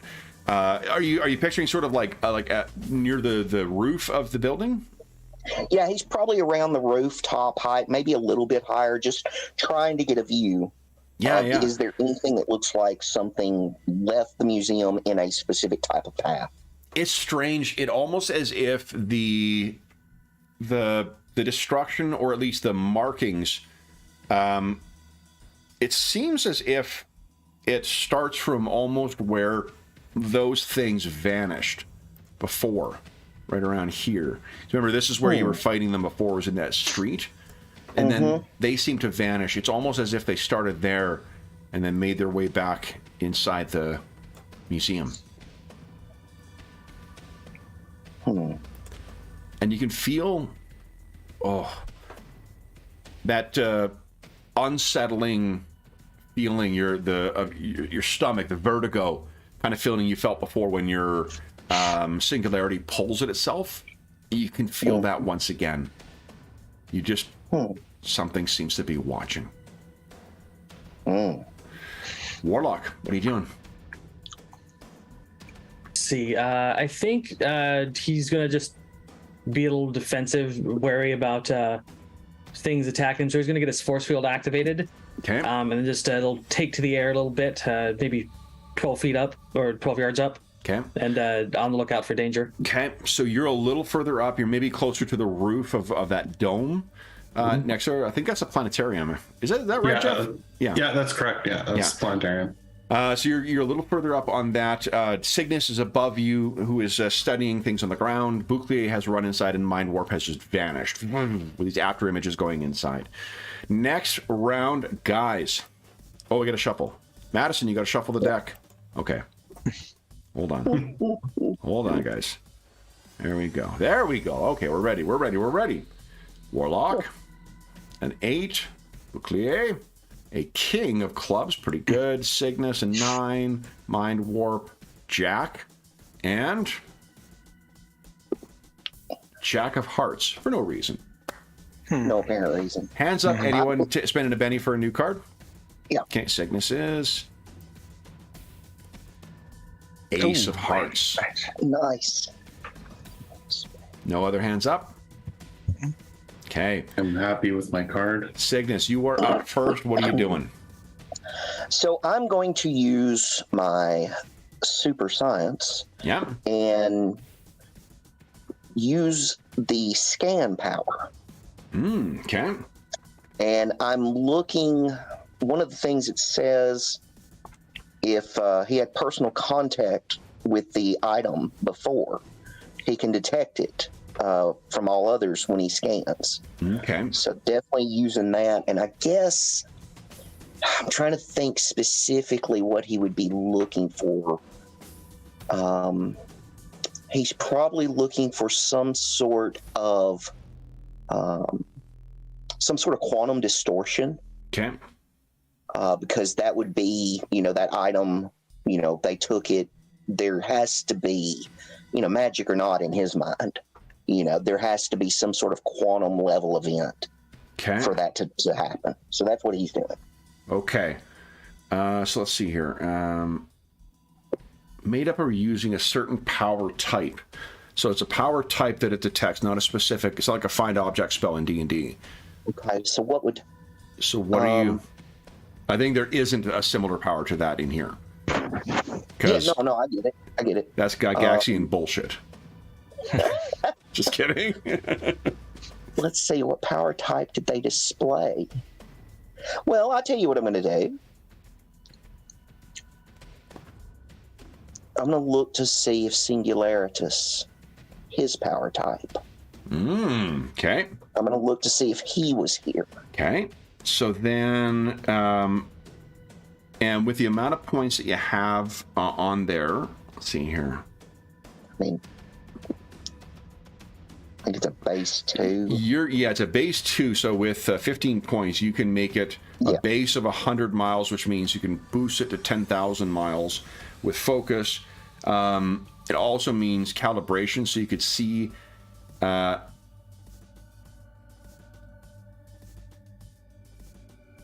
Oh, forgive me. I think what you were trying to say, Will, is the calibration thing. Yeah, specifically to look for. Okay. And then you can also have tracker active as well. So give us let's see here, a notice check, please. Alrighty. Come on, baby. Light my fire. Okay. And let me roll here. Okay. What does your scan look like? What do we see as you're, activating this specific? You don't see a lot, on the outside. It's one of those shots where it goes kind of inside the helm, inside the faceplate. Yeah. And so you see these the multiple kind of little small screens, and they're kind of overlaying with each other. Yeah. And you see there's a almost like a bullseye that tracks in there Okay. and kind of zooms in looking for that spot. Okay. So what? Oop, that is not right. I couldn't remember what I named this image, but when I went looking for it, you know who I found? Amar. Amar calls to sing. The man, the myth, the legend. If ever there's a character who can make a reappearance in any campaign we want, Yeah, that's true. it is that dude. Yeah, he's a dimensional traveler. Mm-hmm. Let's see here.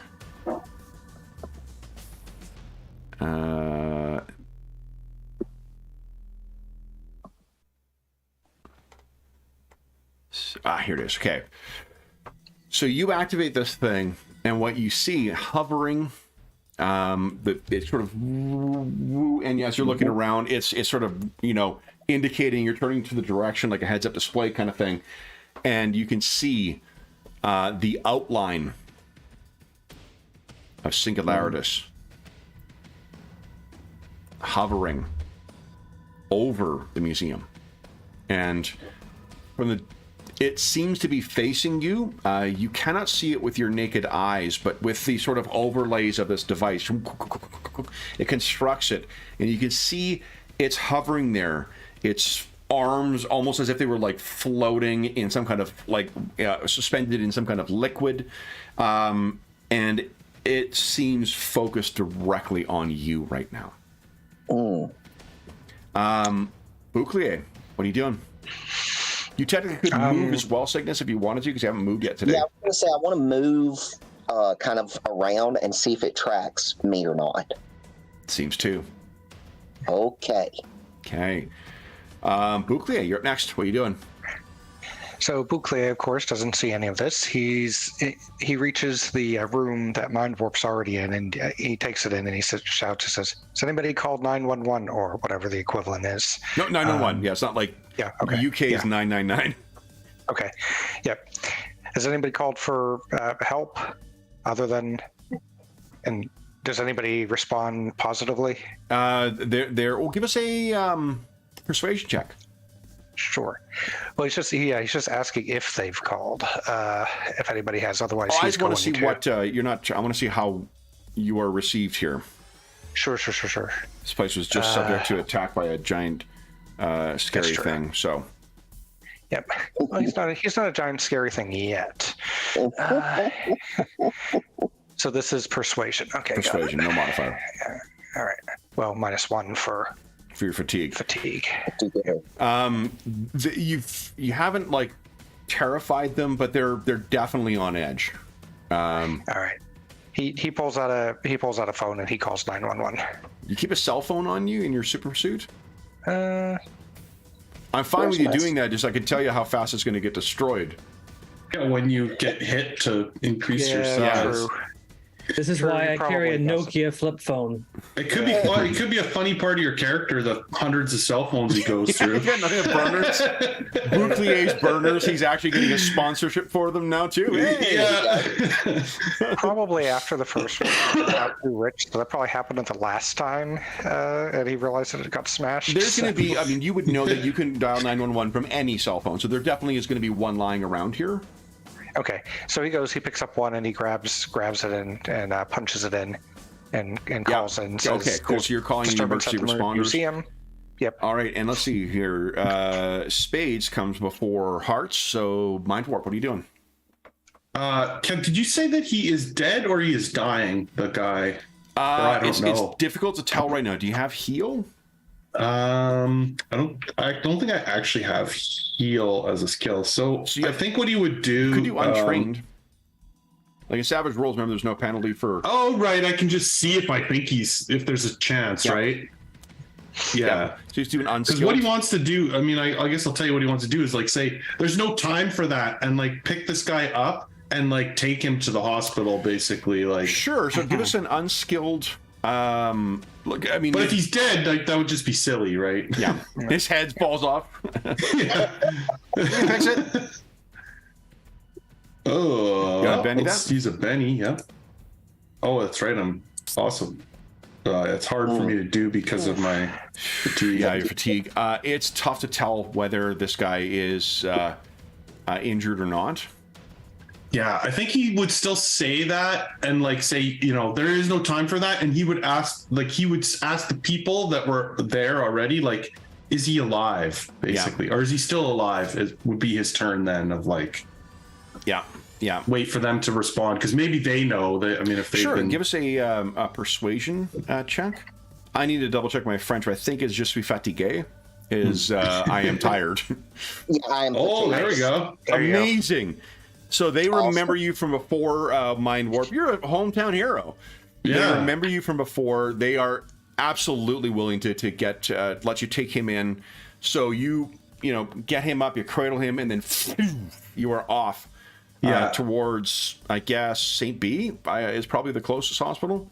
Yes, I think that's right. I will say this is the only Canadian city too that I'm going to have this level of detail about, apart from maybe Calgary. Well, that's not true. I've lived in Calgary. I've lived in Vancouver, so I might have a little bit more to say. But this is going to be the most level of verisimilitude you're going to have in any Canadian city.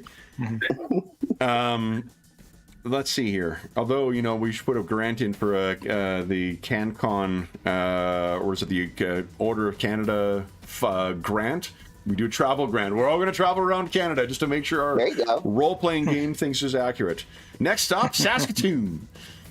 Singularitas turns and is facing you, Cygnus.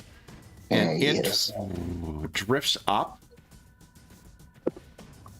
And it allows itself to be viewed by you. Mm-hmm. And you can hear there's some strange squawking coming over your, like, feedback that's coming in over your transmitter. Almost something is coming in, not an attack, just something that isn't quite being communicated yet. Mm. You give us a smarts check. Okay.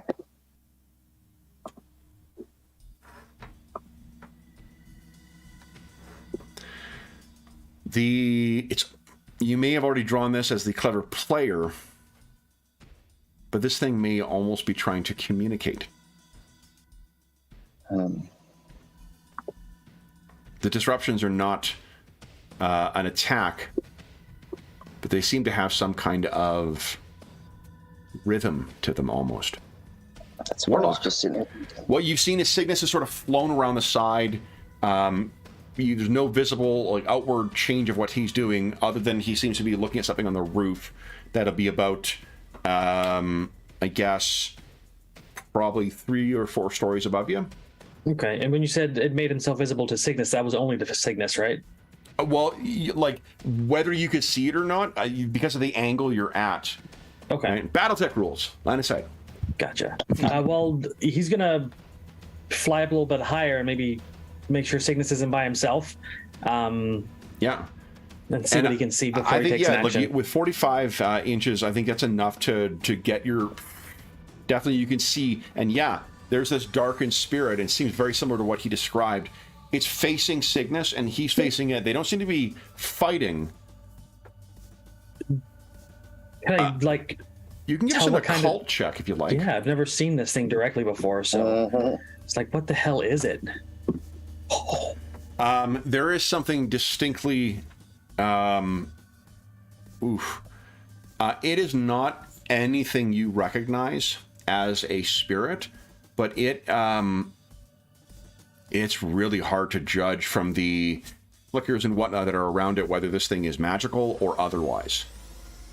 There is a point where all things sort of like power is power is power, but what the hell this thing is, you're not certain. What would you like to do? That's a good question. I'm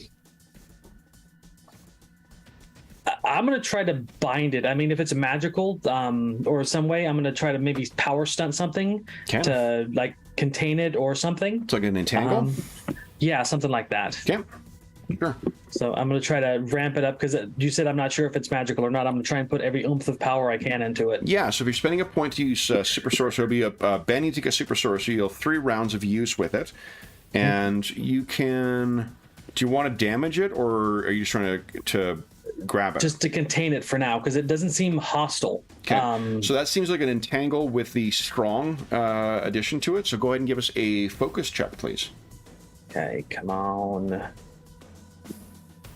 Yes. Yeah, with a raise. Nice. Okay, so then that is... let's see here. He does you get see him like throw out his hands, and this big glyph comes out and it starts like tearing into 3 to 4 to 5 different circles, and he kind of pushes it at it. Okay, so he actually gets an athletics check to resist it. It's a contested roll. So let me just find what that is. And here we go. Maybe he starts speaking in Latin in order to contain a spirit. Yeah. And then what... I'm just checking to see how this interacts with it.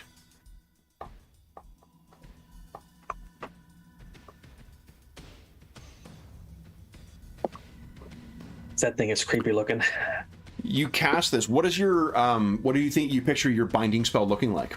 It's a bunch of concentric runic circles that start growing and growing and start to shape itself into like a hemisphere, and then it just shoots out like a ball and tries to encapsulate like maybe like a Pokeball. Okay. So you'll be within 12 inches of it. Just that's the range of entanglement. Okay. So it definitely hits a thing, but it almost like as it hits it, those concentric circles collapse in and disappear, passing through it as if it's nothing. That has never happened before. You would know ghosts or things like that, they would be immune to this. Okay. Your spell is a physical entrapment, not a metaphysical grasping of spirit. That would probably be stun. So then that's the end of round 2. So guys, let's see. We did not have a Joker last turn, so let's see how we go now. Warlock, 9. Bouclier, 2. Cygnus, 5. Mind Warp, a 10. And Singularitas, a 10 of diamonds. Hands up, anyone getting a new card? Just changed it. Okay. Jack. That's better. And 5 or 5. Hands up, anyone else for a new card? No, I'm good for now. Okay, then Bouclier, you'll be first up. So Mind Warp has taken off and left you with the rest down here. You're able to look over, and you can see that the sort of storage room. I'm picturing it's like one of those like long sets of shelves with those like specified sliding drawers that go in that can be hermetically sealed and climate controlled and such to preserve things. It looks as if they've torn the shit out of it. There are, it wouldn't mean necessarily, I think, as much to Bouclier necessarily, but like there's got to be, dozens of priceless artifacts from Canadian history and whatnot, just destroyed without any kind of care. Mm-hmm. Aware that they appear to be a little bit, I mean, it's obvious, but he wants to absolutely make sure, and he says, he talks to the person that Mind Warp basically was able to take the professor from, and he's making deliberate effort to calm himself. And he says, "Do you know? Did they take the compass, the sextant?" Yeah, you don't need to make a roll again. I think you've done. Okay. That's a really good effort to try and comment. This young woman looks up at you and like tears coming down her face. She says, "Yes, the bear, a bear king." Bear. And he said, that. He said, "I'm sorry, we weren't here," and he immediately goes back out. Okay.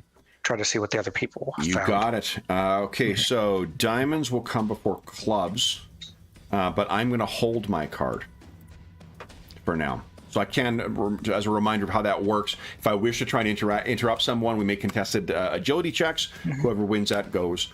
Mind warp. What do you? You're on your way to the hospital, right? Yeah, but I do want to do something because I want to stunt my power. Yep. And I want to try and slow down like his metabolism to like give him longer to survive, essentially. Yeah. Like, you know, like so he's bleeding slower and like dying slower, essentially.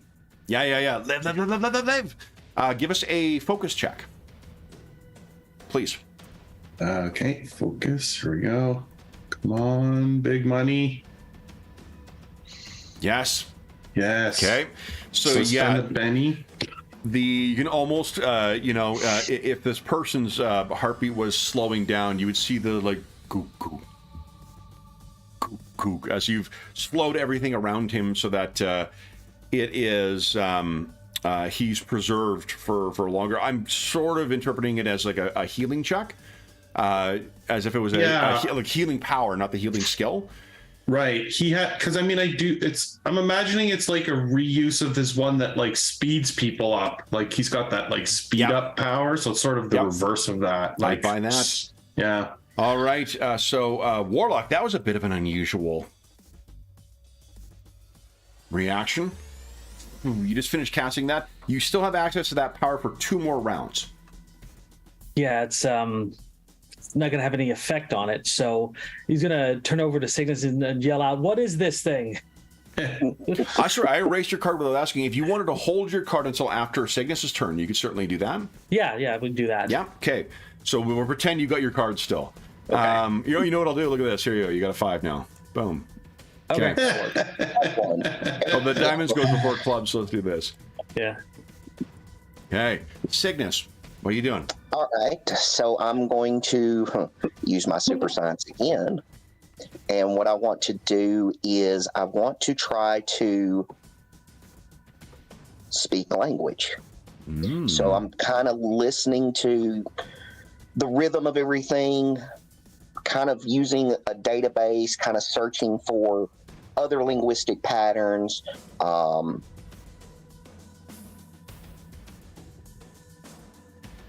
If there's any type of filtering that I need to do, I think it could be on a different wavelength, kind of. That's why I'm getting feedback. Yeah. So that's kind of what I'm trying to do. Yeah, I think like you could easily, with your powers, you could find, is it called? It's not called comprehend languages. I think it's tongues or something. Let's see here. The power is speak language. Speak language. Okay, yeah. On 84. Thank you. I'm sorry. I'll try and remember to say that. So I think what I'm going to do is I'm going to get you to give us a science check, but we will give you a +2 on this because this is the only reason we're rolling is because it's not really a language that this thing is. Yeah, I kind of figured it, but I was looking for something. Definitely, yeah. Look at that with a raise. Beautiful. Nice. Okay, so then it hits, and you have what sounds like something speaking in English, or at least a language that you understand. You've managed to find a way of processing that through your sensors, and this thing, it's saying, it's kind of repeating something right now. We are what comes, we are what will, we are what is. And it's repeating that over and over again. We are what was, we are what will, we are what is. Okay. You have it set up in such a way that you would be able to communicate back and have it intelligible. Okay. Who is we? We are the Harbingers, the Terminus Herald, the Scions. Open the gate. The new world will come. The end and the beginning. The Harbinger of the Omega and Alpha. And this is coming through in... I think you can picture Orson Welles' Unicron as kind of the level of gravitas that's coming through on this thing. Give us a notice check. Sure. Please.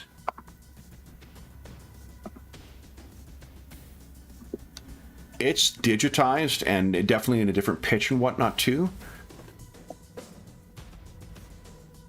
Sounds familiar too. So then on its turn, it is just going to, unless Warlock, it's got a higher card than you, so it would trump you. If it doesn't, it is going to continue talking. Oh, okay. Cooperate. Be the bridge. The terminus herald awaits. A new world. Warlock, you can't hear any of this, but you can just see them sort of hovering still. What are you doing this round? He's just looking back and forth between the two, and he's trying to figure this thing out.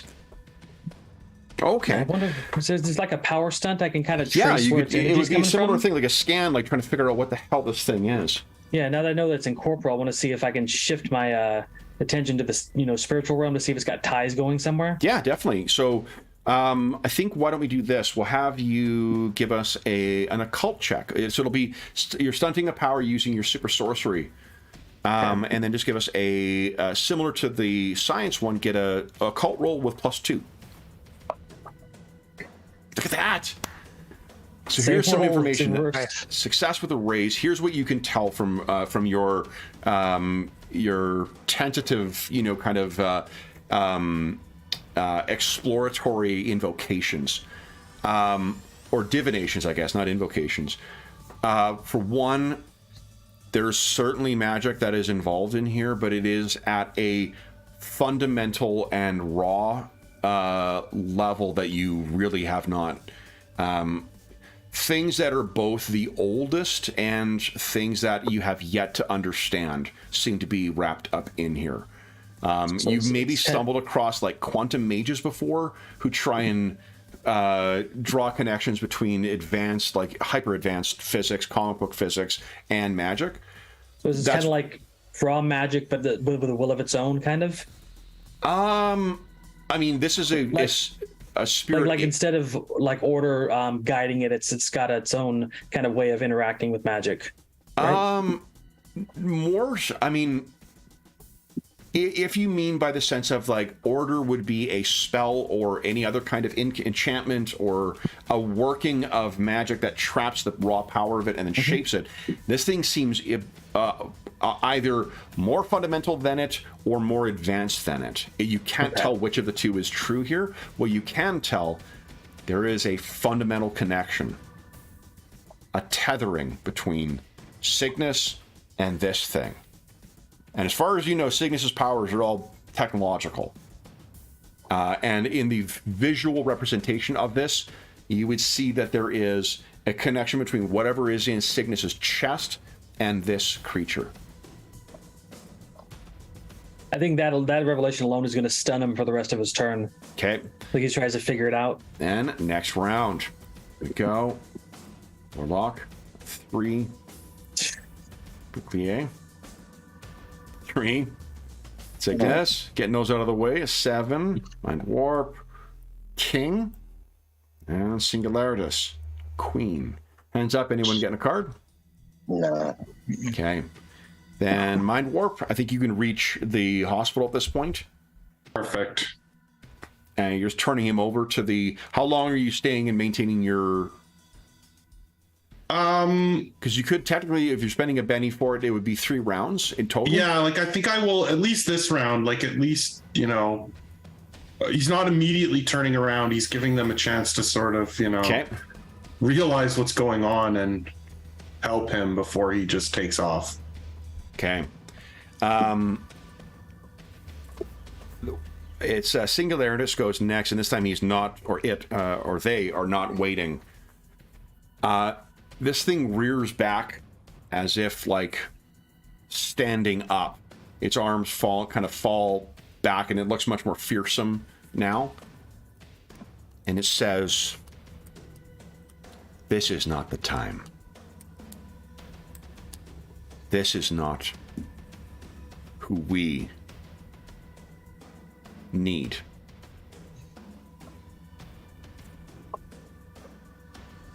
We will meet again.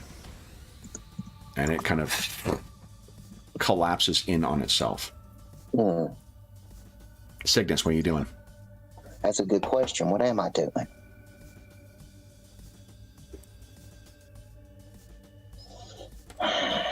When that thing vanishes, by the way, Warlock, that connection dissipates.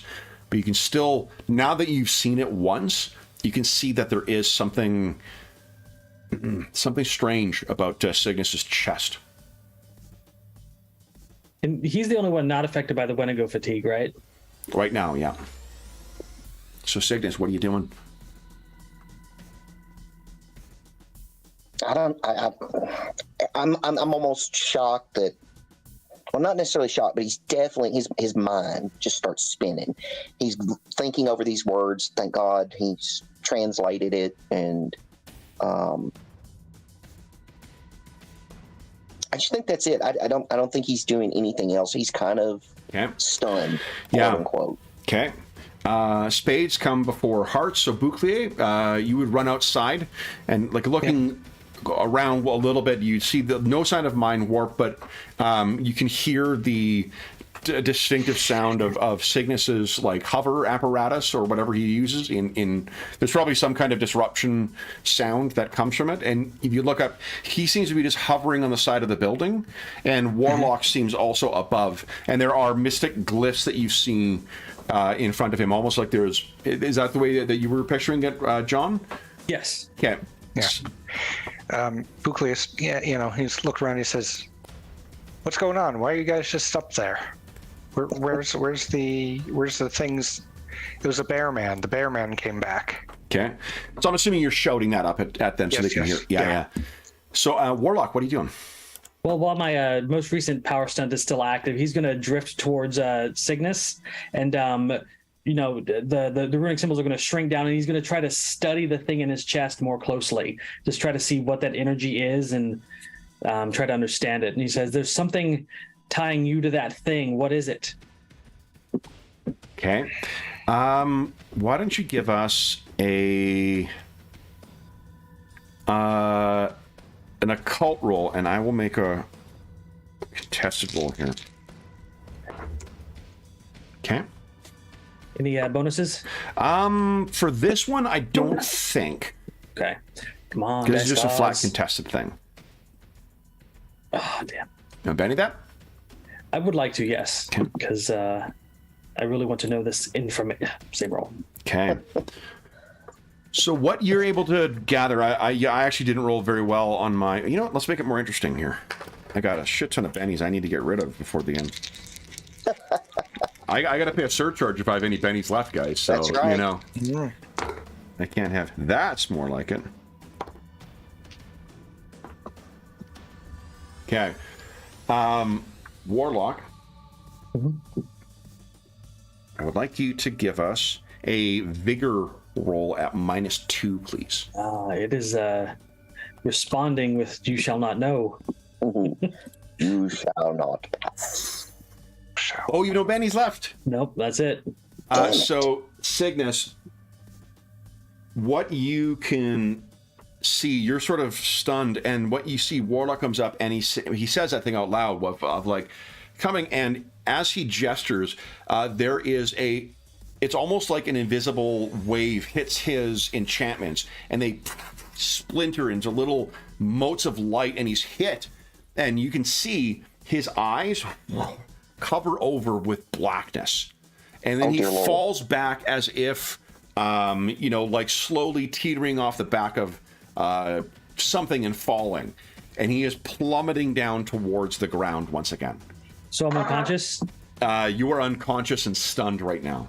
Yeah, so so his clothes that are fluttering with the wind suddenly just rampantly falls back. His force fields just Yep. falls apart, and So let's see This how one's things dropping. go here. All right. Warlock is on a 9. Bouclier is on an catch 8. me, Boulder. No, Brooklyn. Oh yeah. He might. Hey, it'll just make it bigger for a second. So that's Yeah. what he's thinking. Okay. Currently, Warlock is going to be falling on a 9. Anyone wish to? Any hands Yeah. up for? Yeah, I will as well. Okay. Go. Come on. Okay, I got it. Unless, Shit. Okay, so the 7 is better. yeah. Bouclier seems to be Cygnus. Yep. Going for another? Or are you going to? Yeah, I'll go ahead and spend another. Okay. Try it one more time. Here we go. Oh! Oh my god. Oh! The sunk cost fallacy strikes again. Yep. Also, DM bullshittery. Let's be honest. Yeah. Yes. Okay, it's what I get for digging with the plot. Now here's the thing: boss. is, oh yeah, you got no. I was gonna say Warlock could spend bennies and do that again. Now, Well, can we delay 2 minutes? Yeah, that's what. nope. All Yeah, right, can we so delay, Bouclier, dude? you're up first. What are you Come doing? on, mind warp. he's Mind Rep is nowhere to be seen right now. Yeah, I'm just too far away, I think. he's not in super. He doesn't feel like he's in superhero mode right now, so like he's not going to worry about a stunt or anything. He's just going to run underneath of him and try to catch him Okay.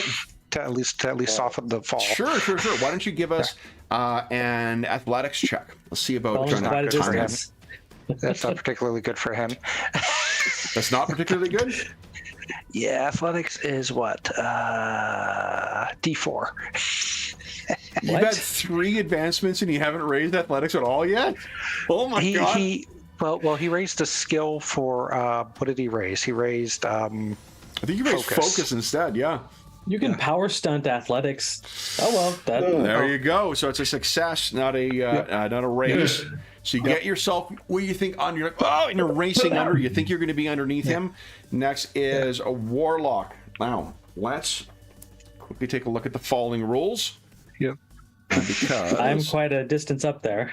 yeah, that's what I'm thinking. Is that you may 3 go. I mean, I'm just thinking of Bouclier's mentality. It's like, oh, I got this, like just a flash, and he's like, not even. It's like, it's not going to hurt me. He doesn't think about First you as appearance. much. Yes. Episode 4, then final appearance. Only appearance. Yeah. That's a true cameo. Yeah. Definitely. Okay. Well, we managed to delay. Yeah, and I think. So each is probably 3 yards. Let's say you fall 10 this round, so you're 10 yards down. Next round, you're going to be slamming into the pavement. Yep. Oh, this is 6 Maybe yards. Bouclier will Hold on. remember to do some sort of stunt. Yeah, actually, I think you would fall because it's like 6 seconds, and I can't imagine it takes more than 6 seconds to fall from the top. So then, Bouclier, you have managed to get yourself in the way. Let me roll. Okay,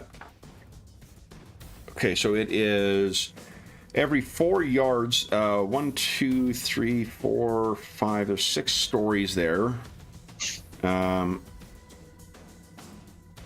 So it'll be.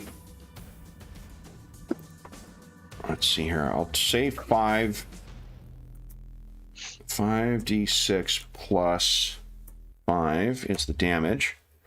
22. Now, Bouclier, would you give us a focus roll, please? Yes. That's not bad. Look at Nah. that! So, Wow. Bouclier, why don't you tell us how you manage to, and I'm going to ask you to spend a Benny for this because this is an unusual use of it. You are transferring the kinetic energy from his fall into your body. Yep. Okay. He's not even thinking about it. He's just like really wanting to get in the way. And as it hits, he realizes it's going to hurt a lot more than he actually thought it would. And somewhere in his, he says, okay, got it. And he just like his whole body seems to kind of like compress Yeah. and then push up. So it's like, yep. All right. Basically, So, all those nice folds help to go. yeah. So, and this would be 1, 2, 3. That's 4 successes. Let's say 1, 2, 3, 4, 5 wounds. So act as if you absorb 5 levels of. How big would that make you then after you absorb all that? Size. I need to find that page. I should. You know what? Remind me. I'll cut and paste that into a handout. Yep. Because I can. I should do that myself since that's such a big part of him. Here, your exercise table would be. He would be about the size of a white rhino or a beluga whale. Wow. Yeah. So he made a really nice pillow for me to fall into. Cygnus, you see this happening. Bouclier runs to the way, grabs him, and then you see that purple energy that seems to manifest when he's getting hit. Oh. Mm-hmm. So he's a human airbag almost. Yes. Cygnus, what are you doing? It's a good question. I reckon he's going to fly down Okay. and make sure that Warlock is okay. Yeah. Warlock is. I think you can make I think it's a spirit check to try and recover each round. Let me double check. I imagine he's having like he's shaking a little, maybe like a seizure a bit as he's trying to fight it. But yeah. We all get a Benny? Oh, Vigor. Yes, you do. Yeah, everyone gets a Benny. Which gives a Vigor check at -2, Warlock. Can it be its spirit? No. So, Cygnus, you get down, and you can see he's still, and his eyes are open. That's not and it's not like his eyes have become black, and then there's like the shine on them. It's just blackness in the sockets of his eyes. Mind Warp is still keeping this guy going. Let's say they've stabilized him now. Like there's people who are ready to take him away, Mind Warp, so you'll be able to zip back next round. Yeah, now I can run back. All right, we didn't get a Joker last time, so let's see what happens here. 7 for Warlock, 8 for Bouclier, a Ace for Cygnus, and a 10 for Mind Warp. Hands up, anyone getting another card? No? Cygnus, you're up first. What are you doing? Yeah, I reckon I'm going to try and do some sort of power stunt. I'm trying to figure out exactly what I want to do. Mm-hmm. I almost feel like I kind of I want to give him like some sort of maybe like an electrical shock or something to maybe realign his system to take him out of whatever arrhythmia or whatever he's in. Yeah. So that's what I'm thinking. Yeah, there's a version of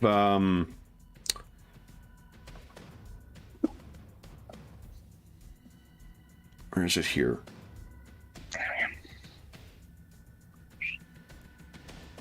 I thought there was a version of healing that could remove conditions. Let me read it real quick. Yeah. Fatigue, refresh. No, that's immediately recovers. Wait a minute. Okay. With a successful focus roll, every character within a large blast template immediately recovers from being shaken or stunned. Or stunned. Yeah, there you go. Okay. Yeah. So give us. So it costs you a Benny to activate this thing. Yep. And we maybe see like your gauntlets and things go out to create like a what do you call it, a defibrillator type device. Yeah. It connects onto Warlock's chest, who's still kind of resting on Bouclier, and give us no bennies left, a focus check. Yeah, I had to stunt.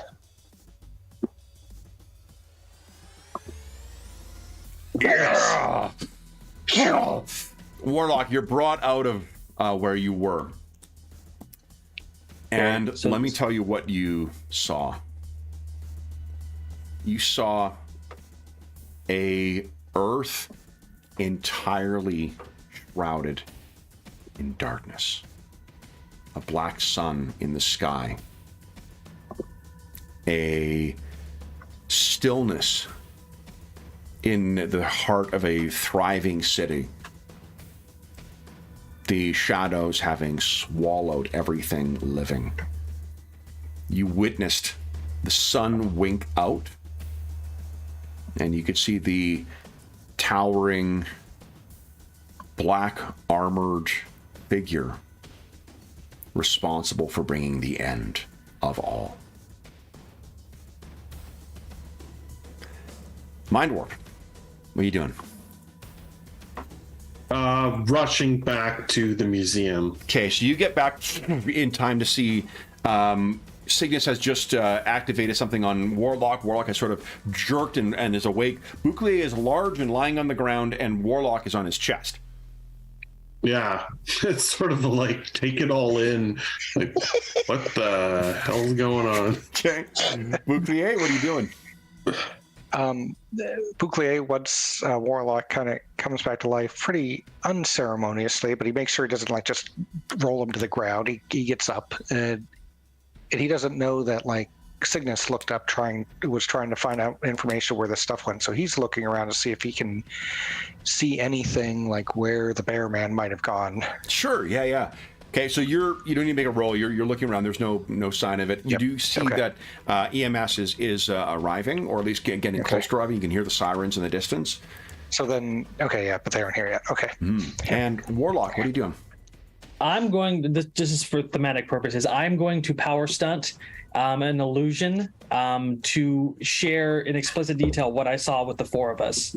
Just all of a sudden, his eyes snap open, and it's just a wave that encapsulates the four of us, and just blow by blow what he saw. Yeah. So for mechanic reasons, I think what you're doing is you're adding 5 points to your illusion to add some of the extra abilities on, right?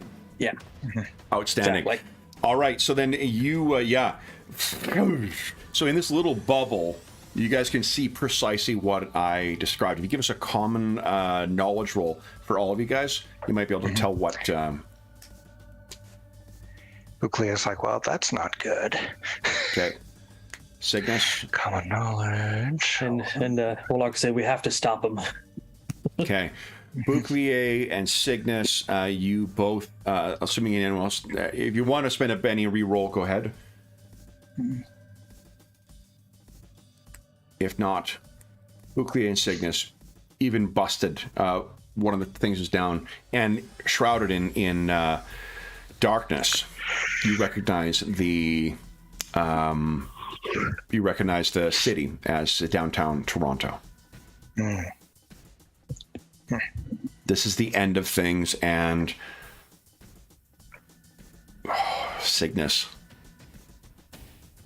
that armored figure has a single red eye on it and 4 arms. Oops. The illusion comes to an end, and you're standing in downtown Winnipeg again. You can hear the EMS is coming down Main Street towards where this is. A fire truck coming from the other direction. We're not going to go into round by round again because I don't think there's anything that... Tell us, guys, what is happening with our team here, having seen this. And I'm trying to remember because I've just been looking at his head on here. Does Cygnus have 4 arms? Or at least in the armor? Okay. Nope. And that's not really an eye, so that's obviously not what we saw. Unless... Well, it depends entirely if what we saw was reality or a version of it. So... Sorry, does the armor look a lot like what Cygnus is wearing? It was very difficult to see in it, but black armor with a single red eye. Yeah. Bouclier turns to Cygnus, and he hasn't actually... Have the rest of us actually seen the 4-armed Singularitas? Or is that... Today, no, you haven't, and Mind Warp hasn't. Before you did, because it was one of those creatures, one of the things allied with the White Witch. Yeah. Bouclier doesn't... He just kind of looks at Cygnus and then shrugs. He's like, well, it's not happening. It didn't happen, is what he's thinking. so he's not too worried yet. Mind warp.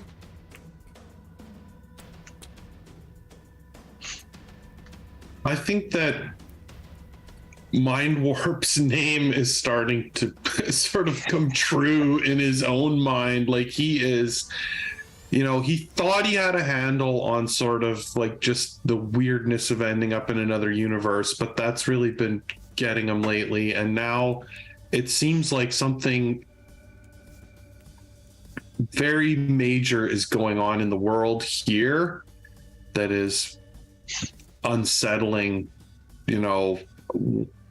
What it is, he's got no idea sort of at this point. Like he doesn't comprehend it, but it's it's a lot to take in, and he is still very fatigued from not sleeping last night.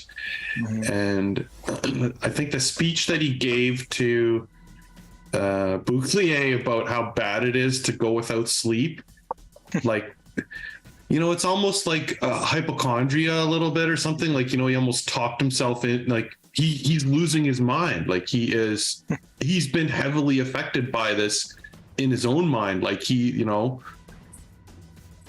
feels separated from reality, so to speak, at this point. He's kind of in a strange place. He's probably not saying much to the other guys. He's probably quiet because it is attempting to gain control back of his own mind, which is, where all of his powers actually stem from. So losing control of it, maybe he's even scared of like what could start to happen if he loses it, Yeah. Warlock. Well, Warlock climbs to his feet slowly and dusts himself off from Bouclier, pushing him to the floor. Reaches in, pulls out a pack of nicotine gum and pulls out a stick of it and slowly puts it in his mouth while he's looking at Cygnus. And says, the thing's connected to you somehow. What do you have to say for yourself? And Warlock, you felt, in retrospect, almost as if when you were trying to just look in there, it's almost as if you fell into something. Cygnus. First thing Cygnus does is checks with Mind Warp to make sure the historian is okay. Did he make it? I think he'll live. Okay. Good. Cygnus looks back at Warlock. It's a anomaly, which I've corrected in my armor. But that's where that thing came from. And I'm well aware that I'm responsible for that, as well as for everything that happened here today.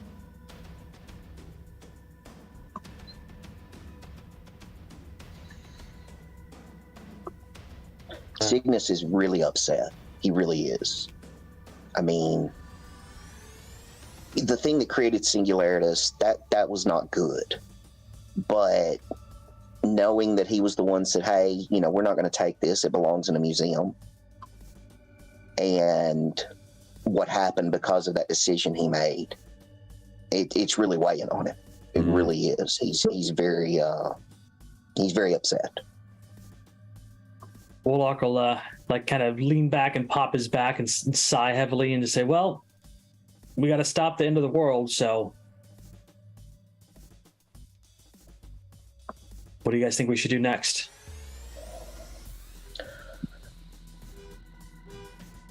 I think we should find out what's stolen from the other museums. I was fixing to say, I wanted to make sure that I informed y'all about the other museum break-ins. Oh, sorry. I don't know if you did yet. No, I don't know if I did either, but I definitely want to make sure that since we're all together now, that I convey that information. I still think we need to investigate Fader. I think that's more important than going to Churchill. That's just me. Yeah, at this point, since and Bouclier looks at Warlock and says, yeah, since you can help us get a good night's sleep tonight and sever that connection, I think we can avoid Churchill for now. That seems like a plan. I'll just need a moment to recover myself. That experience has drained me. By the way, Bouclier, thanks for catching me. You're welcome. You hit like a ton of bricks, by the way, which was good. And by the way, he's no longer the size of a beluga whale. So Yeah. He dissipates his energy quite quick when it's outside of exciting times, but although he did suggest, he says maybe we should go back inside and just ask for any more details about what happened here. Is that the oppressive feeling gone from the area? the which feeling? The oppressive feeling. The oppressive. You mentioned that the area had like some kind of an oppressive feeling to it, like something was watching us. No, somebody was watching Cygnus. Oh, okay. Yeah, that was Singularidus. Yeah. Okay. He had that distinct connection to it, and his powers stem from kind of like a gravitic anomaly, and that just sometimes would cause. It's like going around on a roller coaster or like a Ferris wheel or something like that. Sometimes it just causes tummy troubles. Gotcha. So it just seems like it's calmed down and no longer active danger. So Yeah. going inside would be best. EMS is here, so they're going to be able to start treating, some of the people who are injured, or addressing the dead. Is there anything in particular you guys wish to be looking for? Warlock would see if they have any kind of those runic tablets at this museum. See if there's a tie aside from the sextant. Yeah, that's a good question. No, they do not. Not in their collection here. The only thing that, if you have searched the collection, the only thing that seems to have been taken is that sextant, which was on loan from the Von Fader collection. Bouclier would just want to know, was it just the bear man? That's the only thing that came? That they saw? That's what they saw, yeah. Whether there was anything else with them, it's uncertain. Warlock will, look around and see if there's any like leftover pieces, like maybe one of the bear men scraped themselves on something, grabbing something, and maybe he could get it for maybe a tracking spell later on, just like a focus. Any piece, like did they cut themselves or? Yeah, why don't you give us a notice check, please? I think at -4.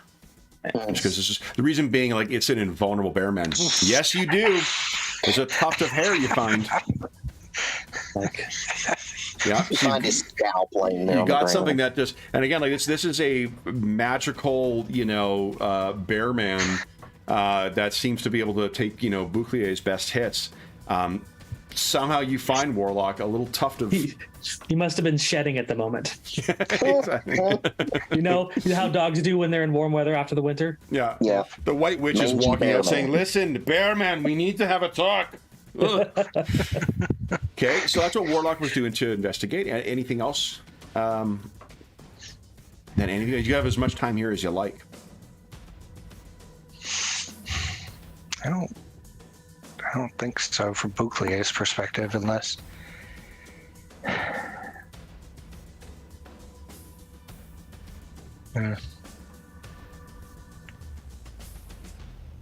So one of the things that you could, in theory, power stunt Mind Warp is there is a stunt you can get from Super Speed, or from Speed, where it is. It's not pummel. Oh, maybe I'm thinking of the extra action stunt. 1 sec here.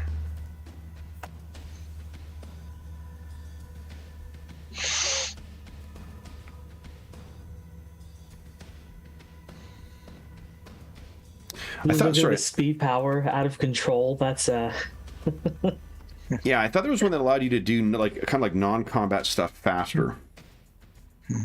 Maybe. Yeah, not ungainly, not surface tension, not pummel. Maybe it's additional actions.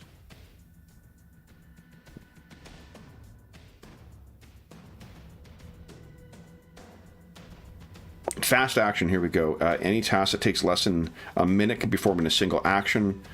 Tasks requiring minutes are done in that number of rounds. Tasks requiring hours are done in that number of minutes. The reason I thought that would be worth bringing to your attention is remember that the Hudson Bay Archive is in town as well. Right. And with your powers, you could, in theory, what would take, hours of research could take minutes with that power. Stunted. Yeah.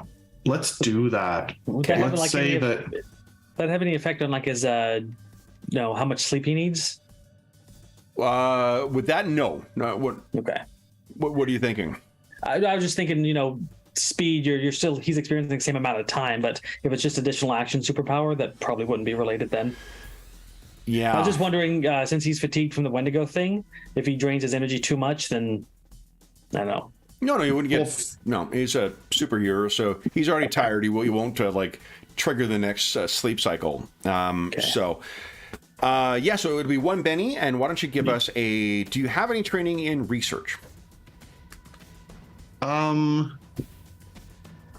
not in research. I don't see. No. Okay. So this would be unskilled. Yep.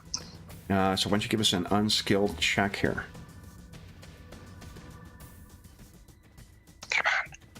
Oh man, even with an exploding dice, it's a 3. That's still pretty close. Would you like to spend a Benny and re-roll, or spend a Benny? Yeah, let's do that. He's got a lot of bennies. Yeah. Yep. Take them with you. Here we go. Come on. There we There go. you go.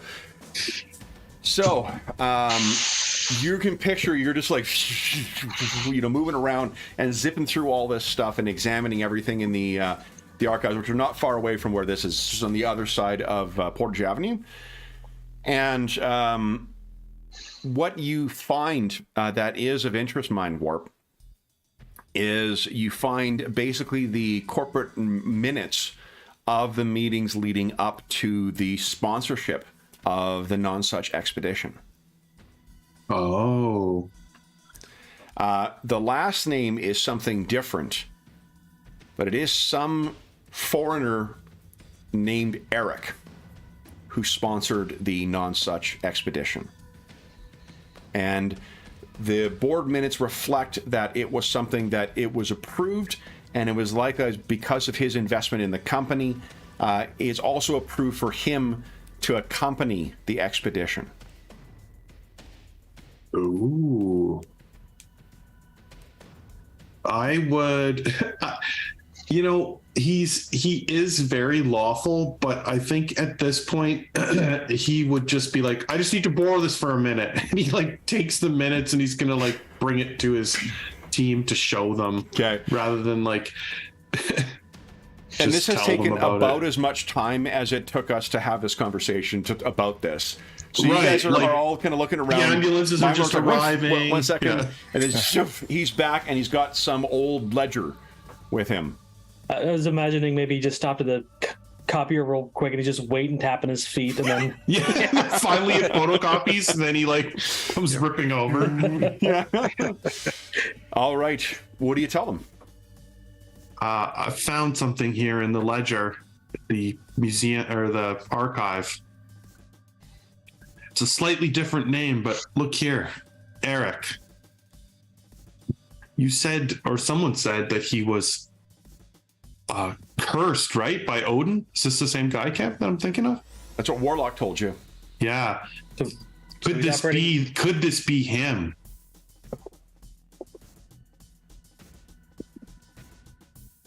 could be. I mean, if he's as old as I think he is, then he's probably had many names. I think it's about time we spoke with this Eric. See if we can get a meeting set up. So I think when you guys say we need a meeting with the Eric, though, our final panel would be Eric von Fader walking into a boardroom. and getting ready to have a meeting with the members of the Guard. So, one thing I will tell you guys, that was some great heroics. That was some great role-playing. Everyone gets conviction. Nice. All right, so I need to write that where I won't forget. And everybody gets an advancement as well, which means after you spend this one, then Bouclier, Cygnus, and Mind Warp, I believe, are at Seasoned, right? Yes. Is that the next one up? Yeah, I believe so. Okay, nice. Then, for those listening at home, this issue was called Season of the Warlock. So, for those listening at home, thank you so much for joining us for issue 4 of our ongoing Savage Supers at campaign, The Guard. As is always the case, if you have any comments, questions, or concerns regarding the session, the campaign, or the game we're playing, be sure to write into our letters column, by which I mean leave a note, comment in the comment section below, or I will, you can find a link through to the Dungeon Musings Discord server. We have a channel there dedicated to Savage Worlds, where I believe we've been talking about this campaign on there. There is, I will endeavor to reply in a timely fashion. I'm almost, in the last month or so, have day job has just occupied a lot of time where I'm not at the table, so I have not been able to get caught up in all my comments, but I will get caught up. I have seen some lovely comments from viewers about the campaign that I have been sharing with the players as well, so thank you very much for those kind words.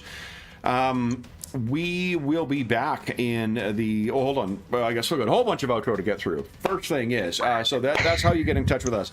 You're also, while on the Dungeon Musing Discord server, there's a ton of other great channels with tons of great people. You are more than welcome to join us over there. There is also a link down below to our friends at Noble Knight Games. Noble Knight Games is the preeminent unionized retailer of hard-to-find and out-of-print RPGs in North America. Not only do they have a terrific selection of new role-playing games, board games, and card games, they have an unmatched selection of hard-to-find and out-of-print RPGs. I told Jeff and John about this last night, but so I posted on Discord how I picked up a bunch of stuff for Lex Arcana. This really, really cool Italian RPG set in kind of like a magical version of the Roman Empire. Well, took advantage of the Noble Knights want list feature, so I had one of the supplements for Dacia, which deals with kind of like what is Romania and Hungary.